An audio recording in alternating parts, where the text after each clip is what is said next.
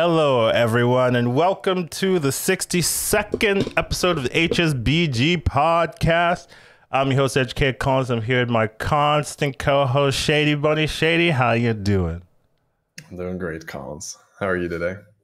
I'm good, I think. I'm pretty good, yeah. I guess we'll take that.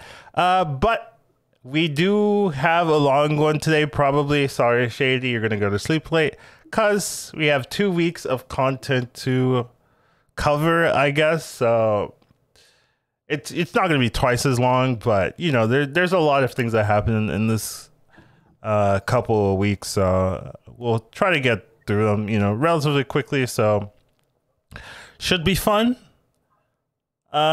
And let's just get started, right? I'm not here to waste your time. That's not really true, but you know, we always start with our weekly overview. I guess it's 2 weeks overview. How was my week? Last week I didn't play that much because I was preparing for. I traveled last week first of all, and I was preparing for the cast. I didn't really get to play. This week I got to play a little bit more. I mean, I got to play significantly more, and it's been. Honestly, I'm down since I started playing this week, to be fair. So, you know, is it good? Arguably, you could say I would have been higher if I just didn't play. But you still learn. I still learned a lot just by playing. So, and that's usually where to go. So, just playing generally is usually a good thing. And it's been fun-ish, you know, as long as, well, some of the meta changes have been kind of toxic, but overall, I still think they've been decent. So I've had pretty good fun with it. That's been my 2 weeks. How about you? Mine have been okay. Just a lot of testing. I'm down a shit ton of MMR. The classic.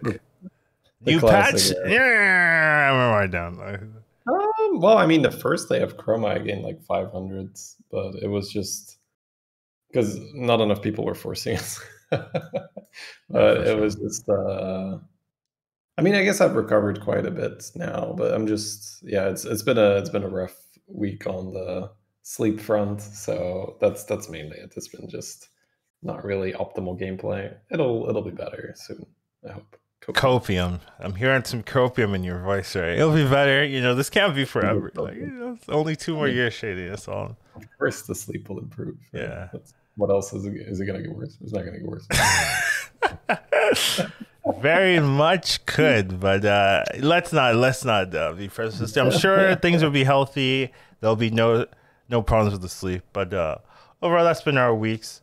There's been a lot of Lobby Legends content going on this past 2 weeks, and we'll start covering it. I think the main one would be the qualifier that I played in, right? Yeah, so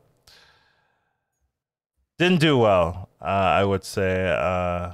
Basically got 8th, first 8th, and I could have played better in that last game. I double triple into a double 5 or double 6. I went for double 6 and hit direction and couldn't recover it. Could have definitely went for double 5, right? Beastrin could have went double mama or something like that. Even there were other things on 5. Could have just went safe, right? Guaranteed top 4 really was all I needed, right, to qualify. So, you know, just not the best placement from me there. But I do need to just kind of what's the word? Adjust my playstyle, or at least play safer. There's every time I say it and I don't do it, right? Maybe I'm too used to trying to high roll, but it's definitely evident in the games that I'm not enough risk averse, I guess is the word I would say. I'm too willing to take a risk and if I get it, I win. If I don't, just I guess. looking for the first place. Yeah. Really hard. Yeah. It works in ladder, but once the opponent, people don't die in the qualifiers. That's maybe the one thing. Where in ladder, you can kind of assume someone's gonna flounder, and you'll have an Back early then, ghost, right? And like here, like if that happens, right, for me, like, oh, early ghost, oh, double six, ooh, I can take the skilling options, ooh, I have that one ghost turn to like power spike into like oblivion, and no one can beat me. Right? But here, like, people don't die, like they just they don't die. Like, you think, oh, they have 3 HP, they're gonna die. No, they're actually scaling. Like, they're not giving up. They're actually having a comp. And even if they have 3 health, they have a direction. And then you're just like, huh. Like, I've seen games where 7 people are like 12 or under, and they're all alive. And then there's like one guy like 20 something. And like everyone is like, and there's like, it's like 20, 12, 8, 3, 3, 2, 2, 1, 1. And I'm just like, someone died. Like, I hate you dying. So I think that's something you got to keep in mind in these tournaments. Like, you can't just hope you get that free turn where you can like scale or pick the scaling. So you need to have some tempo, and then like out tempo someone, and then maybe after then someone does die, right? Someone who's trying to high roll, and then you have that turn. So it takes like an extra like 2 turns before you can actually play scaling.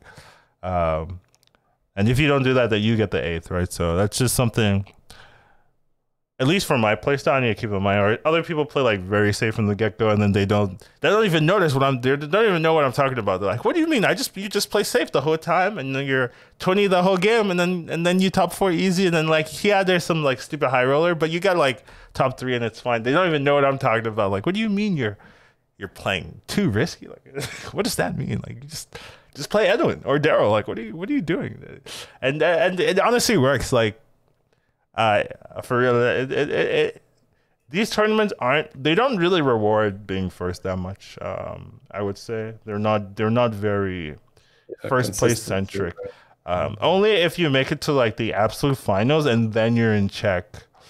But then that's a whole different meta game, because you're playing against people that don't care about being first, essentially, and you're playing against people that like want to prevent you from being first, and you're playing against people that are like also playing risky. So it's a little bit different than like the first qualifiers, where you don't really need to be first. So if people are like aware of that, they're not really trying to win the game. They're just trying to not be last. So definitely something I need to be more cognizant of, especially in these first couple of qualifiers. Once you get to the finals, you can kind of do what you want. I think playstyle kind of is more relevant in the finals, but in the qualifiers, like, you don't really care. Just like even the finals, the first day, you also don't really care. It's just that second day, then you can really like showcase your playstyle and like do whatever you want, because you're already there, you've made it, and you just need to kind of take the first, get the points, that kind of thing. So yeah. It's almost hard to go back to ladder after you've played tournament for me, because it feels like you just don't get rewarded. No, it's just no. I disagree with that. I just think it's different styles that work in both, right? Like the one style like, for tournament doesn't work. Beating up on noobs, and the other style is playing against good players. Or... Yeah, exactly. I mean, but you need to be good at beating up for noobs to climb. Yeah, exactly. But I feel like that's sort of the bastardized version, right? Where you're like, I'm going to assume that my opponent doesn't know what to do, and I'm going to try and exploit that, rather than make the play that I would make if my opponent was a good player. Yeah, the nice thing about NA ladder is you sometimes get semi qualifier lobbies. Sometimes, like I mean, EU as well, depending on when you queue. Yeah, but I will be in lobbies where like 4 people are just like previous lobby legend players. And I'm just like, I personally, I'm like, get me out of here. I'm sure you'd be like, finally a good match. I can test my skills, But for me, I'm like, let me just beat the dude. But yeah, it's annoying for me, because I'm trying to climb, I'm trying to make it to the next one, and there's these people like, you can't just like AFK win, like especially like I had this game, like I think I was Sleepy. He was supposed to win, right? And I just like went full scam against him, and I just got him the scam. And I'm sure he was like, how did he win? Like, no, and he's like, fucking Collins. Like, and, I beat everyone else, but he's just like actually trying to win. And I've had the opposite, where I just think I'm gonna win, but I know my opponent's like very competent, so I'm just like they have a chance. Like I remember it was like we were like top 8. This player was like 3 health, and he got like golden hogger or something, and then survived. And I'm just like I lost. Like it's like 6 turns later he has like 300 hoggers. And I'm just like, yeah, I got second. It's like, well, I should have killed him essentially that turn. I had no idea but that he had setting up for that. But like, it's just annoying, right? When they're confident, you just know, if you leave them alive, they'll play well, right? So those kind of things are annoying. But generally, I'm not like super sad about this result. I didn't play that well. It's not like the first, like the second and third. Qualifiers, I felt like I got a little bit scammed here. I don't feel like I got scammed. I just didn't play well, so I don't feel as bad, which is funny, right? I feel better for playing bad than for getting scammed. But I guess that makes sense in a way, because I don't feel like I necessarily started. And I kind of thought about it, like I'd rather have made it to the Tice one and not make this one than to have the opposite happen, where I don't make it to the Tice one and make this one. So generally, like, it was a good week. Not a perfect week, right? But like still like a great week overall. So not too sad about it. Moving on. Right. I also did a cast for Lobby Legends 3, I believe. This was kind of rare, not very likely to happen. The problem for me is that I qualify. I think the word is I'm not noob enough or whatever. Like after talking to them, asking like, oh, what's the chance I cast? It's like it's unlikely, because they schedule the casters before the qualifying period, essentially, if that makes sense, right? So they have the casters so far in advance. So since I played pretty much all the qualifiers, it's like I would have to say, oh, I'm just not gonna play in the qualifier or something like that, or like this month I'm off, Yeah. But I don't want to do that. Yeah, I don't want to do that. If I wanted to cast, but fortunately for me, unfortunately for the player, one person had to like declined or no, they couldn't make it like randomly, so they were missing a person, so they needed someone to fill in like really quickly. And they asked me for that, so I was like, "Oh, sweet," I would love to cast. Casting's really fun usually when I do it. So, had a good time there. It was a little bit awkward because I was traveling. I didn't tell him I was traveling. I didn't like how because they listen to the podcast, right? I didn't mention like, hey, this might be awkward for me. I was like, no, I'm not. I'm gonna make it work. That's just a good attitude. Like, I'll just get it done. Yeah, because it's very easy, and I think a lot of people would have that instinctive to say, ooh, I might be traveling, so the mic might not be so good, blah, blah, blah. And then you just like, it doesn't happen, right? Because they don't want to take any chances. But if you're confident, you just say, I'll make it happen. No worries. Yeah, I was worried. I was a little bit worried because I had to like take all my equipment. I had to set up.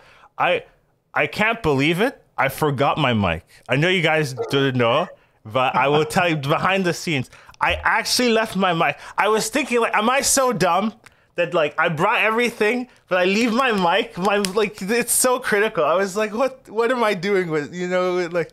I thought maybe I came back home and I was like, hopefully like I lost it. Like hopefully I brought it and I like dropped it somewhere, but it was just like sitting in my room. I was just like, no, I actually just forgot to bring it. Like it was the only thing I forgot. So I had to go out, like buy a new mic, set that up. It was actually scary because in the pre-rehearsals, right? Like I couldn't buy a high quality mic, right? Like I just went to like Walmart, but there was no. The Walmart I went to didn't even have electronics. I went to like Best Buy, I think, and I got like some random mic, and didn't have like the plugs for it or anything. Well, I had the plug. It was a USB mic, so I just used USB, and I I'm just worried that the sound quality is gonna be bad, so I had to like dim everything, make sure it's not taking all the static and my computer's loud, right? Like that was making like some that was getting caught in the feed, and I had to like dampen the computer. I like put clothes over it, not clothes, but like covers over it. Do all that stuff just to trying to cool yourself down here and get some blankets. just to make it work, because I was like so worried there. But I think like after all the setup, and I have a broken monitor that I haven't fixed or bought, so like every time I'd move or like do stuff and stuff, the webcam would just like fall to the ground. Like you remember that one time there was one time when my mic dropped because the monitor fell, it knocked over the mic. I had to fix everything up. It was not not the best setup, but I got it done. No one noticed, well, except for the producers and maybe some other random, but I think overall, like I watched it back just to see how it sounded and all this. Like it sounded pretty good. And Caster with Gia is like so broken. It's basically Cookie Chemist Chroma Wing. Like it's that unfair. Yeah. I guess I'd be the Chroma Wing, and she like just makes everything broken, right? Like that kind of thing. But yeah, it's just like she covers everything like that I miss, and really keeps the game on track in terms of like making sure we're covering all the things I need. So it was really, I had a good time. It was really fun, and I got to cover some of the reveals, which was also pretty cool. I don't think they've done that before in the other two that we've watched, and I think if you're gonna reveal new content, that's a interesting way of doing it, and it also keeps the tournament interesting as well. Like if you're not like in the games, you're also like, oh, what new card are we getting? What theory craft can I do? So it's pretty cool. I didn't see any of the cards before we got them. I wanted to make sure I wasn't spoiled, right, or anything like that. So I don't think anyone saw them, but it was kind of interesting just to kind of have our overall thoughts. I don't think I butchered any of them, like in terms of my initial impression. I think they've all been pretty reasonable or somewhat close to how they've actually been. So I'm proud of it. But yeah, that was cool. I enjoyed it. Was fun. Blah blah blah. That's my thoughts. Did you watch? Yeah, I watched not all the games, but I watched enough. I think it's just really, it's awesome to just have someone there who really understands, right? Like you might not get all the plays exactly as in, if they're trying to do something fun. You're saying I messed up shitty? That's what I'm hearing. Please say it. Not every. I didn't catch everything shitty. Is what you said. No, but sometimes you can hear casters, and they're doing their job, and they're doing a great job. But like if we are behind the scenes shooting the shit, we're like, yeah, we know, like they're trying to do this, and then it's cool to see some like really really high level casting. To just I understand what these players are doing, and then there's obviously the meta casting on top of that, where you're like not only the game but also the tournament, right? Like the tournament experience. Yeah. The volume of games the players are getting. That mindset after a top 8. That mindset after you're cruising after a win, and I think that's good for the audience as well to give them those insights.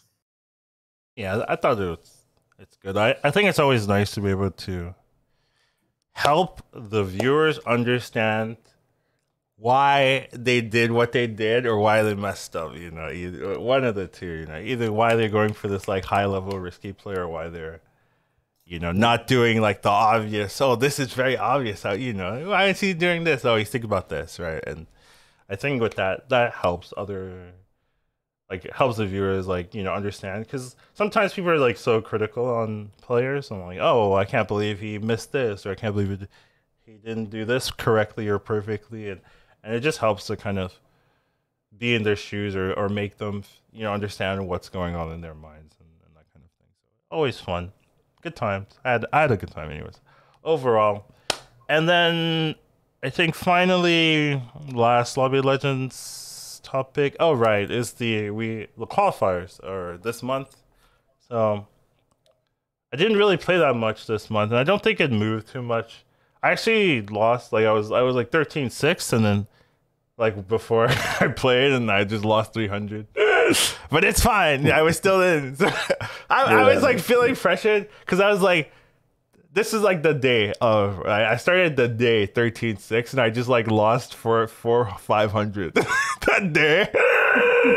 And I'm just like, why am I playing? Like, what am I doing? And I just went like up to like 300, and I was like, all right, I'm just not even gonna risk it, because like it's too hard for 3 people to like climb 300 in like 8 or 5-6 hours. So I just stopped. Because I feel like if there's a chance I don't make it if I just keep playing, just keep going in. You know, like because based on my previous day, I just like lost 3 in a row. So let me just not do that. So I just stopped. And yeah, so didn't make it. Waterloo once again, like number 1 in NA, but also qualified EU. So it's just like whatever. Like here's a free space. I don't understand it, but sure. Like if you're gonna play in the NA ladder, like sometimes you'll have that, and it's weird because that can only happen from EU to NA. Like you can't do that from NA to EU. So yep. It's just I don't think that format is fair. Honestly, I don't think it's fair. But this is the format we have. But then again, like NA ladder is not all NA players, where EU ladder is mostly EU players. Same thing with the Asia Pacific ladder. It's mostly like Korean and Japanese players. So maybe that's like a caveat where you'll have more, like there's some Korean players or Japanese players in here too. So maybe that evens it out a little bit, but honestly, that's more like EU just gets screwed, right? Because like the Asia Pacific people are playing on NA, right? So they have like double chance, and the EU players, some NA players, you know, are just like stealing EU spots. Like that's really the only thing I see there. So it's a bit weird, but I don't know. I don't have like an opinion too much. I mean, it's you that would have an opinion more than me. I mean, I'm not the greatest person in that regard to really, because I don't care I'm either. very, Okay. well, it's not so much that, but it's like if I don't make it, it's because I didn't play well enough. Like period, right? I will not say, "Oh, I didn't make it because those damn NA people are stealing our they're spots. taking our spots. They're taking our spots. I gotta get them out of the server." I'll just be like, "Okay, I didn't make it. I didn't play well enough, right? Or I didn't understand the meta enough, or you know, like whatever it is." That's how I feel too. I guess maybe that's just like the competitive mindset. I think a lot of strong players. Yeah. I think there's obviously exceptions, right? I think there's people that will whine about that, but I think that's, for me, that would be embarrassing. Be like, well, I didn't make it because they stole my spot. It's like, you know, yeah. If I was good enough, then, you know, my spot wouldn't be in contention. Like, or, you know, it'd be like top 10. And is that different from like fight RNG? Like losing like a 20%er? Is that like... I think in the moment, it's hard to be like entirely stoic about that. But I think that once you take a step back, you'd be like, yeah, it's maybe a little bit of a, you know, a baby move to cry about. I'm going full baby. How did I lose 16%, some 16%ers in the second Lobby Legend qualifier to not make it? That's so scam, Bob. Like one time, like these are the fights that matter. You're gonna screw me. Like I was so favored, overwhelmingly favored. You know, how can you do this for me? You know, that's me. I go full baby on that one. You know, so. I think that like in the moment, right? It just shows you're being human and you're reacting to that, right? I think the qualifiers I played, I definitely I had a set where I just didn't play well, but then I had a set where I played really well and I did get screwed. And yeah, in the moment you're gonna say, "Oh my god!" Like, but then it's been 2 months. Yeah, I still feel it. You can look at the fight and be like, if this was different, I would be alive. If this was different, I would be alive. If this was, you know, you point out like 10 things in a row, like all these 10 things have to go wrong for me to die here. But, you know, like almost always you're going to go back into that game and be like, yeah, maybe we could play a little bit better here. Yeah, for sure. Yeah, for sure. But at the same time, like you're playing against really strong players, so someone's gonna get the unluckiest, and then there's a good chance that person. Why is it me every time? Like that. Every time, it's right? me. It's always against the shooter. Every time. Always the shooter. Yeah, I feel you. Yeah. Okay. Oh man. But yeah, no, I did not qualify this month. But yeah, like I said, it's been a rough month. I actually had a shot, like the first day of the Chroma patch. I think that's like the 28th, 29th or so. So we're really close, and I'm like up 500, and I'm like, okay, let's do that again tomorrow, and we're good. But then, God, like. It's hard to focus because like there's all kinds of stuff going on as well. So that day did not go well for me, and I was just out of the running. But I was also just chill about it. I was like, okay, well, shit happens. I just want to try and get a feeling that I really understand the meta, because I think once you really understand the meta and you're in the flow, it doesn't really matter. You can you make, like, even if it's like 2,000 MMR you got to make up, as long as you're really feeling it. Over the course of like 2 weeks, you'll get there, no problem. So it's that for me is a much more important feeling. So that's what I'm focusing on right now, just learning and getting into that groove where you really feel like, okay, I know this is a buy, I know this is a skip, I know this is a tier. Like that's a really fun feeling for me to have. So that's what I'm chasing right now. I don't have that. I just play the game and I hope it works out. That kind of.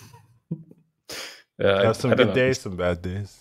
There's something really satisfying for me to just know, to be like, okay, I understand what I'm supposed to do here. Yeah, I can see it. All right, moving on. What do we have? Yes, lag is better. Lag is much better, way better. It took 2 months, but they got it done, and I'm happy to see that. I was really worried. We played that over/under game. We both said it would be over double digits. We're both wrong. Yeah, we're both wrong. Yes. I'm extremely happy to be wrong about it. Yeah. I want to say this is big. This is probably the most important change in the patch. Like, regardless. Like, I want to address, good job, developers, you did it. It's a lot better. Is it 100% gone? No, but it feels that way. You can, like, at least when I'm playing. You can play pirates. Like, so where are you still noticing like extra lag?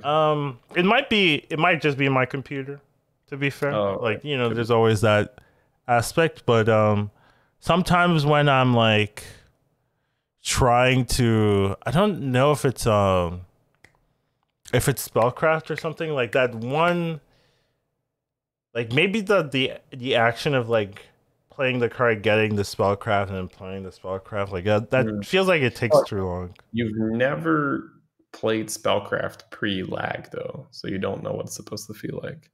That's true. That's right. So it could just be that spellcraft was the fastest it gets, right? But yeah, no, I get fair, right? It could be that spellcraft might feel a little slow compared to say everything else, coin going in your hand or something. Yeah.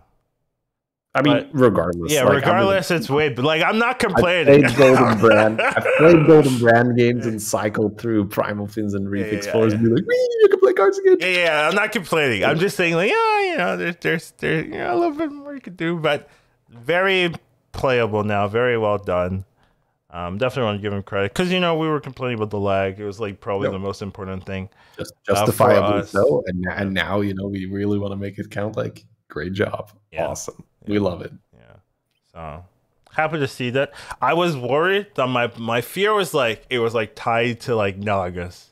And they didn't want to just like remove Naga. So it's just gonna be there. Well, yeah. I mean, we don't know exactly how it works, but it could, something probably just broke and they'd be like, oh my God, this is gonna take forever to figure out like what exactly broke and how to fix it. I was very worried. All the cards. Yeah.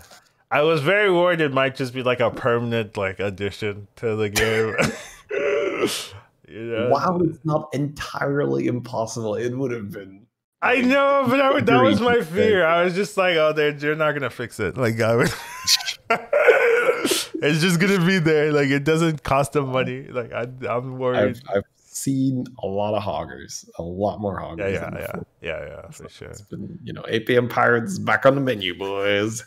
So really happy to see that there. So good job. Thumbs up from us. Just want to drill it down that this is a great thing to do. Next topic we have is the patch. So there was a patch. A big patch. 23.6 Cookie Rising.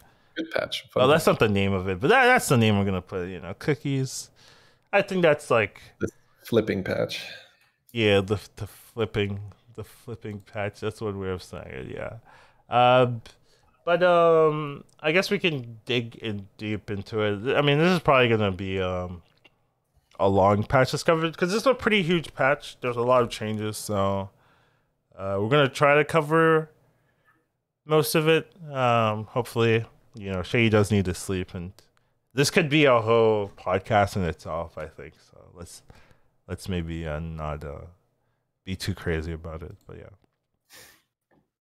So we do have Battlegrounds updates, general updates. Darkmoon prizes are back. So that's a big deal, I think. Darkmoon prizes being back. Just it changes the game, right? So every 25% of your games are going to be fundamentally different. A little bit more high rolling, you get a little bit more econ, a little bit more decisions to make. I gotta say, I have not noticed it. I was talking with Shady before we started, and I was just like, I haven't really noticed me playing differently because of prizes. And he's like, yeah, you just level anyways. Yeah. So you wouldn't notice, but that's true. Prize lobby when your name is Collins. Yeah. Why wouldn't you take a 6? Yeah, sometimes I'll get the second prize and I'll be like, oh, prizes are in the game. I'll get the second turn 8 prizes. I'm like, oh yeah, the first prize don't even register to me. Actually, so it's kind of interesting there. But how's your experience? I know you've had a little bit different. You level a little bit more aggressively because of it. So. Yeah. So I think in a prize lobby, I generally try to aim to be tier 5 on 9 gold. That's not always possible, but it's more possible in a prize lobby because you're going to get a little bit of economy from the coins or gotcha gifters. Yeah. And it's just you put yourself in that position where if you hit on the house, you can go 6 on the house gate to get a 6 drop. Or if you get reduce the cost by leveling by 6, right? Then that one is actually playable now. I'd say it's one of the better ones, right? Yeah, it's very gain 6 gold. It's probably my most picked one. I think, but I've just not seen on the house as much. But yeah, 6 gold is a lot, right? It's a lot, yeah. So yeah, some prizes have been reworked. Let's see if that's detailed in the notes later on. Yeah, it is. Do you want to go through prizes first then? Yeah, sure. Let's do that, right? If we're talking prizes in now, I think there's not very many ones that matter, but this is the good stuff got nerfed. I don't like this anymore. No, this feels worse than the initial good stuff. Yeah, right? I don't know why they did this. I feel like the good stuff was fine, but was it too strong? Was too good, maybe. I think. Especially Ticketus start double good stuff. That's okay, let me just give 4 extra health. Yeah, I guess that is pretty powerful. Yeah, pretty silly. So yeah, good stuff. Initially, the very first iteration, I believe, was give all minions plus 1 health. Yeah, and so in the tavern, right? Yeah, and that was just not underwhelming. Great. Yeah, people would not pick it, and then they made it. Oh, let's make it plus 2 health, and they're like, oh, this is amazing. This is great. Yeah. Especially if you're playing a standard curve, you cast this thing and then you buy 2 drops, right? It's immediately gets you get your value immediately, and then you level the turn after you buy a 2 drop again, so it's already 6 health. That's a great one. And then after that, triples are way stronger, etc. But now it's nerfed to just give 1 attack, which is arguably worse than the first one. Yeah, and nobody took the first one, so yeah. I don't understand this. You could call this the horrible stuff for unplayable stuff. What is this? This ain't it. Not the good stuff. Yeah, I don't understand why they do that. They just they take things that are playable and they hammer it into unplayability, with heroes and minions or whatever prizes. I They mean, just yeah, do with it. good stuff, there's maybe not a lot of leeway to be like, well, we've done 1 health, let's make 1 attack question mark. So, And it's gonna be 2 attack. That's the next upgrade. yeah, that's the good stuff life cycle. 2 attack, and then that's maybe too good, and then What about 1 attack, 1 health? Is that crazy? plus 1/1. Yeah, That sounds better than yeah, that sounds better than 2 health, right? You're putting a flag on the shop already. Yeah. Anyways, the next one is Collins' favorite one. I'm still a rat in a cage. Yeah, I'm still bad. Like, whatever. I don't. You like this now? Cookie chemist, right? So there's a special. So with some heroes, right? Especially. Okay, so we need to get into the other part, but I'll come back. Talk about Cookie. All right, so like, let's say if you're playing a Drekthar, or you're playing the Drekthar doesn't need this. I mean, I guess with Drekthar, it doubles the fucking attack. Okay, yeah, but Drekthar is already stupid, even without like this stuff. Like, but this gets you going, right? This gets you going. Okay, sure. Whatever. I mean, how is doubling the attack for Drekthar not relevant? Yeah, I mean, I'm saying like Drekthar, if you're in a position where this is fine, you're already doing good. You know what I mean? Like, no, I don't think so. Really? Like, okay, but you can go from like what? Like you have maybe 12 attack, and then you add 2 more. That's 14, 28. 28, right? Yeah. Then like that's a huge difference. Like I have 12 attack, or I have 28 attack. So I'm just saying, like, all right, whatever. And this also allows you. Like you can take a snapshot with this, because you can throw temporary buffs on your unit with, say, Spellcraft, then double it, then move it, then cookie it, right? And you snapshot it that way. So let's say you put in the 8 damage from the archer, that turns into 16 health permanently on the minion. Well, it's 20. Well, sorry, that 8, right? That 8. Yeah, so that's only 1 archer. Right? But you're getting the plus. Oh, I guess you don't. Okay. Yeah, I'm just saying, like, that 1 archer is like 16 health. Yeah. 16 attack, like, which is insane. Yeah, but you'll cookie, right? So essentially, guys, a new minion was printed. We're going to talk about it. It's Cookie Chemist. It's an old minion, actually, but it was never in Battlegrounds. It's an old standard minion. I remember playing in Arena. Got my Arena days. Yeah. Played it a lot in Arena. Good Arena card as well. So this card switches the attack and the health of a minion. And the way how it works. Sorry? Unless you have a brand. I know if you have a brand, I'm throwing in nonsense. But it matters. It matters, right? Like with a brand, it's just pure stat laundering. But we'll cover that. So I would say the main thing you need to understand about why Cookie Chemist is such a game-breaking card is that anytime you switch the attack and the health, any type of temporary buff becomes permanent. Yeah. So I brought up the Drekthar example here with, I'm still just a rat in a cage, because so what can you do with Drekthar? Let's say, we bring up that example. I've got a 12 attack minion. I now put in Archer on that minion, so that's plus 8 attack. We have a 20 damage minion. I now play rat in a cage. We go up to 22. We double it. We go up to 44. I now use my Drekthar ability to put 44 temporary attack on a unit. I now play Cookie Chemist. That unit now has 44 health, and that's permanent. So every time you roll a Cookie Chemist, you just copy your highest attack minion and flip it, and it now turns that attack into health. And like Collins mentioned, if you have a brand on your board, it goes to health and then back to attack, and then the high attack will be permanent. So especially if you're flipping this to a Hydra, using it with a brand, or just playing 2 chemists, we'll just give it like 44 attack permanently, or however much the max is you can manage. Which is why I said that's relevant for Drek. That is relevant for this. So all right. It's a pretty good price. Yeah, good on Drekthar, 1 hero. So basically irrelevant. Now it doesn't matter. What? This is good on 1 hero. Who cares? But yeah. Well, I played it a lot in Chroma Stone as well, of course. Right? Sure. Chroma Stone was dumb. Yeah. So this is another thing. When did you want to cover this? By the way, talk about the Chroma Wing. Like, was that a specific topic or not?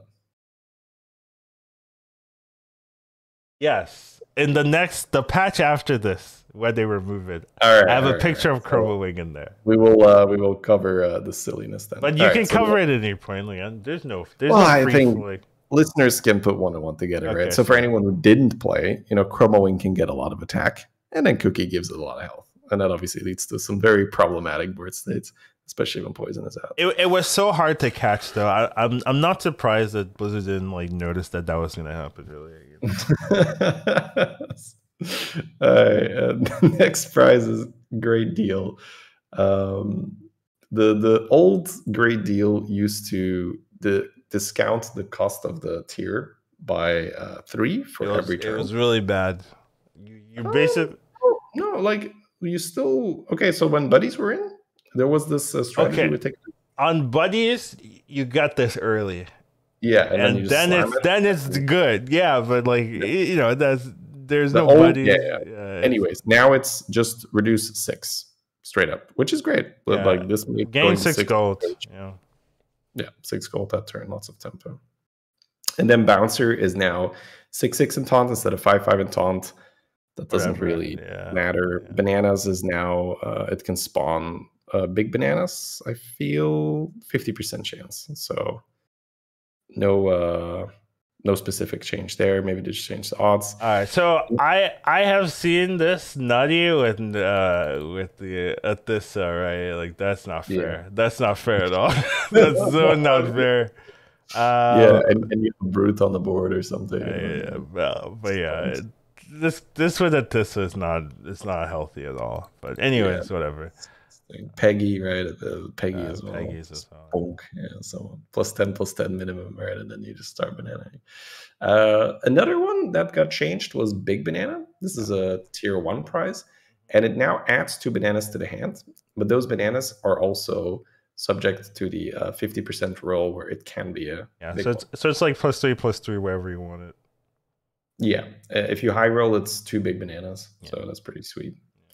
Had that happen earlier today. I was like, ooh, nice. Must be nice, yeah. Easy win. I get the 2 small ones. And then a brand new prize, which is a tier 3 one. So that comes out on turn 12. And this one is a Yogg spin the wheel thing outcome, right? Yeah. It's steal all the minions in the tavern and then refresh it. So what that means is you just buy out the whole shop, and then you don't even have to roll away an empty shop. You just get a whole new shop offered. It's like +8 gold. It can be outrageous, right? Because like you may have a brand, you might get battle cries. Like this could give you something that you wanted to buy anyway, and it's just usually my issue is like I already have a full hand. Like that's no, I'm just like multiple times have I been like my hand's already like 6 cards. Like I can't I'll say again. That's a call. I've had this situation where I can't even play it. Like I have 9 cards in my hand. Like I have to like sell, roll, waste a gold, buy just to even try. Like you're bad at me. I have to spend my gold to get all my free gold afterwards. Yeah. What a terrible prize, really. That's been my issue with this card. So I've had like mixed results, but I do think the card's very good, right? The first world, yeah. I rarely have too many cards in my hands where I can't play this. Yeah. All right. Anyways, that's the Darkmoon prizes reworked. So then you guys are up to speed. Yeah. The only one that is weird for me, I guess, would be the good stuff. I think I do understand like maybe this was too good. Like I do that is relevant, right? Felt too strong. But yeah, this is worse than just removing it. I feel like you're just like, what are you doing? So something that's also a thing where you used to get better prizes if you were in the bottom 4. Oh yeah, they've removed that. Oh, that's a very good point. Yeah. Yeah. So don't take damage just to get a better price anymore. That's not a thing. Yeah, I also do think like this was a weird mechanic, right? Because like first of all, yeah, we talked about it where it didn't make sense because yes, theoretically you were just like, well, the people that aren't doing well, we're gonna just help them out, right? Makes sense. But a lot of the time, who are the people that are low HP in the early game? They have like triple setup. They're like hyper leveling. Yeah, they're power leveling. So you're giving people that are power leveling more chance to get on the house. It doesn't make sense, right? So like you're the poor Mukla player that's high health is like punished for being a Mukla. There you go. Like stupid prizes for you. Yeah, so, and another thing is like, how do you justify what's better prizes, right? They're trying to fix the prize by making them more balanced, and then you're like, well, we're gonna keep a bad prize, just to make sure there's better. Like, what do you know? Like, you want to have all prizes be viable, right? Like, you don't want to put a prize that says dud, like it's just dud. I'm just gonna put it in there, and then half the lobby just has a chance of rolling a dud. Like, no, you don't want to do that. So it's kind of hard to justify, what's a better prize, what's a good prize, if you're trying to balance the prizes, making them all fun, make them all usable. So it's just a weird logic, I think, to have that as a function. Like, oh yeah, we're just gonna have bad prizes, and then like half the lobby gets the better ones that we like. Like, kind of weird, right? And if you change a prize, then you're like, oh, we're just assuming this. Like, they've never been that good at like adjusting something and then like perfectly, understanding the new power level of their adjustments. Like, that's not been something they've had a high success rate on. So kind of, there's a lot of ways for this to be wrong. So I'm happy. I think it makes sense for them to remove this generally. So yeah, sense to me. Yep. Now we could kind of talk about some of their changes. So they added a new hero, Lady Vash.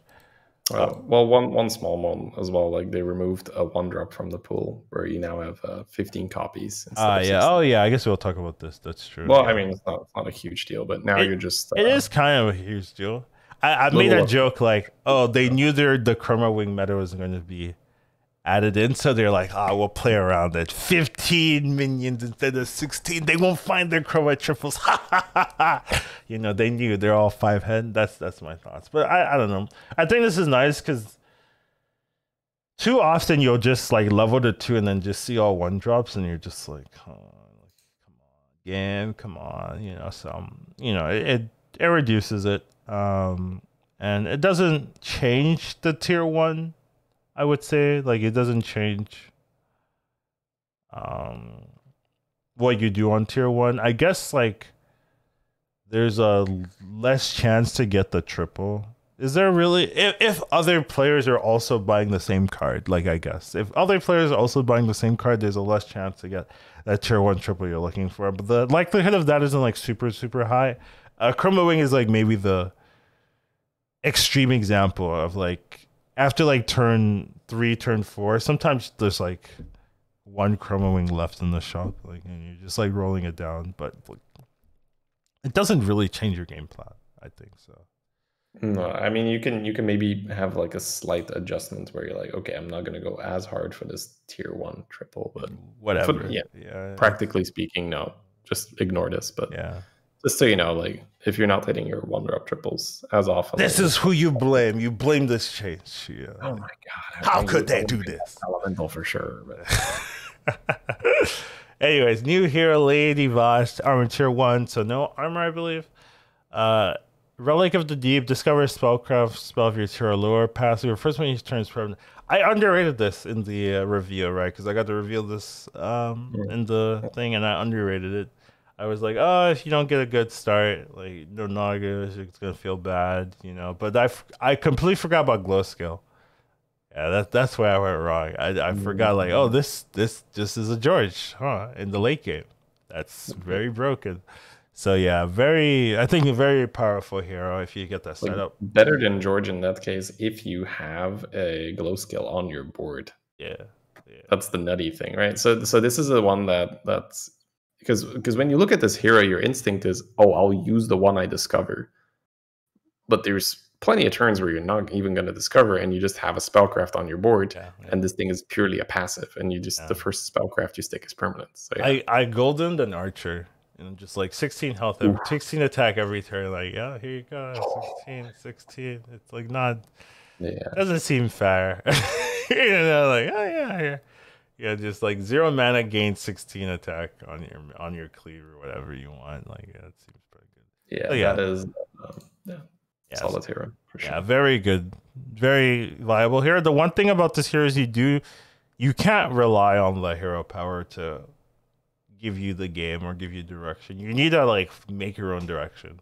Like, you can't just be like, oh, the hero power will give me stats and I'll win through stats. Like, no, you need to actually play the game, and I think it's a little bit different than reforming curve, right? If you go reform curve, you're getting economy and like chance to get direction and stuff like that. Where here it's like, yeah, you get like 5 attack, Wind Fury, 8 attack. It's, that's not direction. You still need to like actually find something to do, right? Which makes like Murloc's poisons really easy if you get like a 7 and things like that, right? There's ways to make easy direction if you have access to Divine Shield and whatnot, but you still need to get it, right? So you can't just like AFK your brain. It's not one of those heroes. So you gotta make it work. That's essentially the thing, right? Like figure it out until you get a glow scale, right? And then, have a board. I mean, if you see, so like the thing is, like even if you get the glow scale, and all your minions have no stats, right? You still lose, right? So you do have to have direction. Is what I'm saying. Like, even that's part of figuring it out, right? But yes, sure. But yeah, I mean, overall, like great hero. Try to get a Hydra on your board. That's what get a Hydra, yeah, and then you can make it high attack, Wind Fury. Wind Fury, Divine Shield. Yeah, it's still broken. I agree. Yeah, so that's the starter tip for this hero. If beasts are in, grab a Hydra. If elementals are in and beasts are out, get a Wildfire. It's probably still decent. Things like that. So yeah, really, really strong. A lot better than I initially thought. So yeah. Bigglesworth now gets a pity coin, is what I call it. Here's a pity coin. Hey, someone can see it, and they sold all your minions to troll you. Here's a pity coin. Doesn't really change the hero, I would say. I don't know if they fixed the bug, but there's been some bugs with Bigglesworth where like you wouldn't get the discover from a golden card and things like that. And another thing is like Bristleback Brute didn't work. If you put a gem on it, you wouldn't get the gem the turn you got it. Which was weird. I think those are fixed by now. I haven't played this hero. No, I think it's Twitter post. Okay, so. But yeah, I could be wrong on this, but I feel like these are fixed. Hopefully these bugs are fixed. They didn't put that in their bug fixes, which is weird, right? So I think it may have been fixed in a prior patch already. Oh, really? Okay. But we are both not really cat enjoyers, right? So I am a cat enjoyer, but I just don't. Okay. I don't think it's like that great. Like I'm not like, oh, a cat, wow, like it's like, but it's like, yeah, maybe. All right, Cariel, what do you think of the new character? A lot better, actually. The numbers work out really well for Cariel, I would say. I think that's the biggest deal. Like, you can easily have 2 minions, right, while you're tier 1, and then you can easily have 4 minions when you level to 3, and then buff all 4, and then if you want to stay and keep leveling, right, you can level to 5 and stuff. But you can like level to 5 hero, and then hit all things if you like stay on for a turn or two. So. The numbers just work out really, really well for the hero, and the one thing is you have to be, or not have to, but you want to be buffing things you want to keep, right? So like Divines are really good, Trickster really good. Those type of units, if you can get a couple of them, so if you get like double puppy, double micro, like that's a really good start. And then you're just like buffing those up, and then have the pair and things like that. So, So the new Cariel hero power, right? So the first one was buff 1. Now the first one is buff 2. Yeah. So the double power. One is buff 4 instead of what was buff even 3. The second one? Buff 3. Yeah. And then the last version is instead of buff 5, buff all. Buff all. Yeah. And this is one of those changes where. Yeah, like it's not like, oh my god, Cariel feels oppressive now, right? It's like, oh my god. This is what it should have been originally. Yeah, so I think they're really going into the right direction, because we're going to see another rework with Guff as well. And I think with these stat heroes, I'm totally fine if they're like a little bit more liberal with that at the start and then scale it back if needed. I'm surprised Pyramid hasn't been touched. I'm going to throw that in there. Like, what? I thought they would nerf it. OP right now. It doesn't feel, but it's still very good. Like, good? It's still very good. I'm happy with that. Like, okay, so but in high elo, right? The stat heroes need to be real good, man, to pick it over. I guess. I'm just surprised. Like, I'm surprised. Like I like it. Because it's a lot. I'm sure like the stats for Pyramid at low MMR is like probably oppressive, right? Like, yes. So this is the point I was getting to. It's like maybe a selfish thing. I feel like for high MMR, you need to make stat heroes really good to make them pickable. Yeah. But then the problem is it's very easy to get value from a stat hero, right? Like with Guff, you press the button, your board gets buffed. With Carriel, you press the button, your board gets buffed. With Pyramid, right? You can make a high health minion very easily. And let's say like like Shutterwalk would be an example, like a toxic example of a hero that, in lower MMR probably does hardly anything, and in high MMR it's hilarious, right? Like Shutterwalk spellless. If you look at low MMR, I'm just like, get me out of here. Shutter is so disgusting. So for like in an environment where obviously it's not Shutter, but let's say a MIF, right? A MIF would be like a reasonable Shutter where we pick MIF because we're pretty confident that we can make a 6-drop with that, and then like you give a good player a 6-drop, you get some direction, you get the ball rolling, and they have a good game.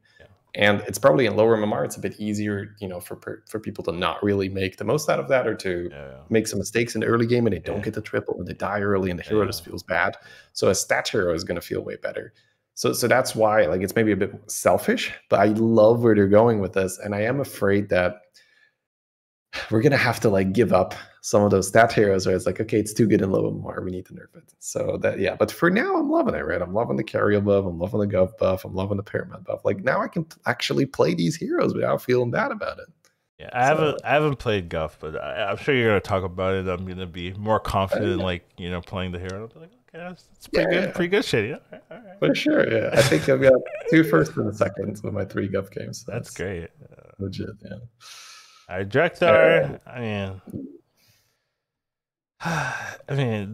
you can now target minions in the shop. Another thing is that it picks the it will buff based on including the shop now, which is a big deal. So for the first few turns, it's great. That's right? amazing. You start with a Weaver, you copy the 3/1 gem board. It's like I have a 3/3 Weaver, nice. It actually makes so much more sense because before you could you buy something, it does nothing, right? Yeah. You need minimum 2 minions before this. It's just so weird. So I do think that makes sense. Yeah. If you go 2-on-2, you don't have hero power until turn 3, right? And then even then you need to have minions that have different attack. Like if you get 2/2 power minions, like, it still doesn't do anything. Great. So I do think that makes sense. You go ahead. The weird thing is, once again, Cookie, right? It kind of breaks the balance of this card. I know that it's already out there, I'm pretty sure, and it's probably going to get fixed, but it works on Magnetic. I know, and that's the other thing. And then Magnetic that it works on is like so busted because you just too easy, right? Like let me put an extra 20 damage on my Deflecto bot. Let me just put an extra 50 health on my Deflecto, like every turn. Like what? What is that? What the hell? Yeah, every time you roll a war, you're like, ooh, I just doubled the attack of my highest attack minion. Great. Yeah, because that's how I read it's exponential. Because you start with 20 and then you copy another 20, then you have 40, and then you copy another 40, and then you have 80, and then ridiculous. You copy 80 and 160. So like with Drek, that's still that's really dumb, right? But Vandar, it's with Vandar, it's like, oh, well, I'll just add 80 health to my board, no problem, Magnetic. What is going on with that? Like, it's not valid. Like, I'm pretty confident that's a bug because we saw the same with Spellcraft, right? With Spellcraft, they were like, okay, we did not intend it to work on Magnetic, so we fixed it now. So whatever happened that allowed Spellcraft to make Magnetic Spellcraft permanent probably happened here as well, and it slipped through, and probably next patch it gets fixed. So for anyone listening who wants to, use some dirty scaling tricks, both Vandar and Drek, when mechs are in, it's very easy to make big minions. Yeah, it's not healthy. So hopefully that gets changed. Same thing with Cookie. Like Cookie still has that same problem, but it's less like it's harder to do. We're gonna get to that, right? Yeah, we're gonna. I'm making sure we're getting through that for sure. Yeah. Guff, here you go. I haven't played this hero, so you lead the way. Okay, so when Guff was originally released, I believe it was 1 mana plus 2/1. Yeah. Now that is probably better than we have right now, but this is 2 mana plus 3/2. So because when Guff was released, it was like the highest win rate hero across the board. So it was a little bit too easy, and there are definitely some problems that occur here. So I'm not a Guff expert. You've played 3 games. Come on, like it's fine. Okay. It's fine. I'm pretty much the world's leading expert on Guff. I mean, you've played more than anyone else. So the old Guff curve, if I remember correctly, was we buy a minion, then we go 2 on 2. Yeah. Then on turn 3, we You buy a 2 hero power. Yeah. And then on turn the 6 gold. 6 gold, you level hero power. You level hero power. See, that's the problem we run into with the new Guff, because I think the rest of the curve is the same.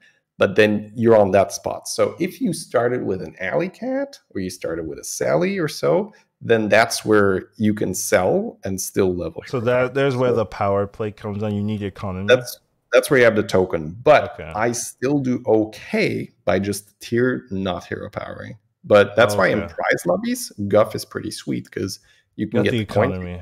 Okay. Yeah. So prize lobby Guff, very consistent. You either start with a token or you get economy, and then on the 6 gold turn, you level to 3 and you like coin hero power.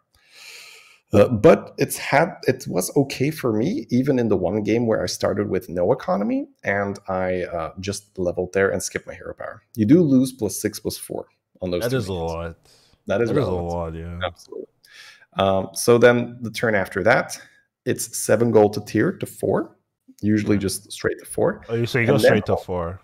Yeah, and then on 8 gold, you buy 4/3 hero power. Hopefully, right? There's a 4 and a 3 in the shop. I see. That makes sense. Okay, I had no idea. That makes sense. Yeah, okay, I see it. Yeah. That's a big boom, right? Because then it's really clean after that, because you've leveled on the 7 gold turn, which means on the 9 gold turn, leveling is 7, and then you 7 and 2 again. Then you tier 5 and you're pumping again. Okay, so I'm seeing it. Very easy to push 5. Yeah. So Guff, I think unless something happens in the game where you're like, okay, I have to stay, this makes way too much sense to buy, you're tier 5 on 9 gold, where you level for 7 gold and you hero power. Okay. So especially in the prize lobbies, it is like, maybe he's more a prize lobby hero, because I think 2 of those games have been prize games, but it's like he's really easy to drop you off on tier 5 9 gold, and then your level, you get your on the house. Okay, I see it. Okay, I see it.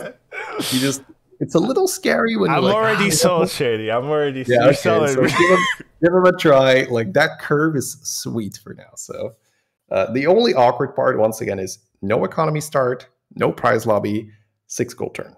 It's painfully like level roll ? I guess, you know. Yeah, I see it. You gotta level. Like buying the 2 drops, it's not good enough. Okay, fair enough. Seems good. I didn't feel like playing this hero after your discussion. Now, all right, jumped way up, so I like it. That's the kind of stuff I like to hear. Where it's this is why I'm scared that it's probably going to be too easy to do well on low MMR, because they won't know the curve. They won't. You said this. This is what you're telling them too much information. This is what I'm talking. At some point, they're gonna have like a 1, 2, 3, 4, 5 on their board, and just like hitting that button, that's kind of like you got like an Atissa scaling already, right? Yeah. So it's like that gives them direction anyway. So I think low MMR is still gonna be too powerful, because that's so good. Pretty interesting. Sorofang now has Oh, now stackable, right? That's the update. Yeah, so you can now stack this hero power if you really want to. This was good in Chroma, but now that Chroma is gone,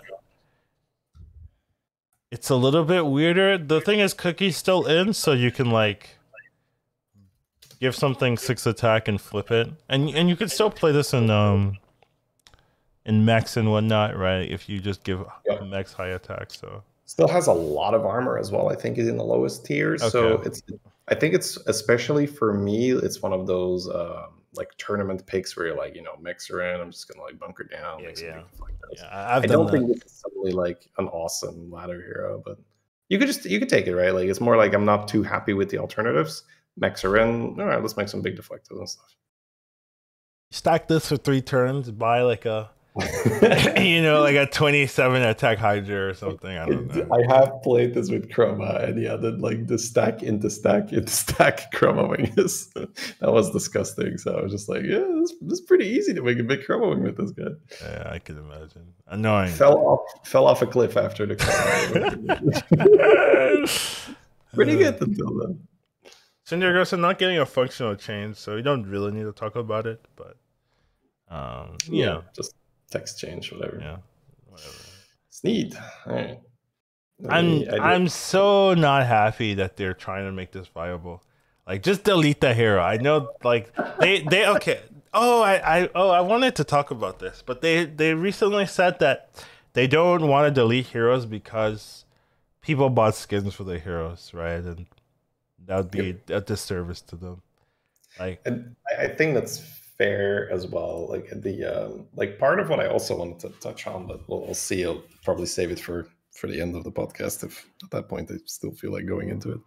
But it's just the more the business side of it and how it's just it makes sense because I think it was Abar who he's been very open with some of these, which is cool, and it's a good reminder to everyone, like, hey, Lobby Legends needs to do something for the company, otherwise it's not going to be Lobby Legends, right? So I think it helps us to be like, okay, it's not cool with the patch, and we practiced on the previous patch, but they got to get new players, and it's more exciting to play with the new cards. So yeah, but anyways, we can go into that at the end.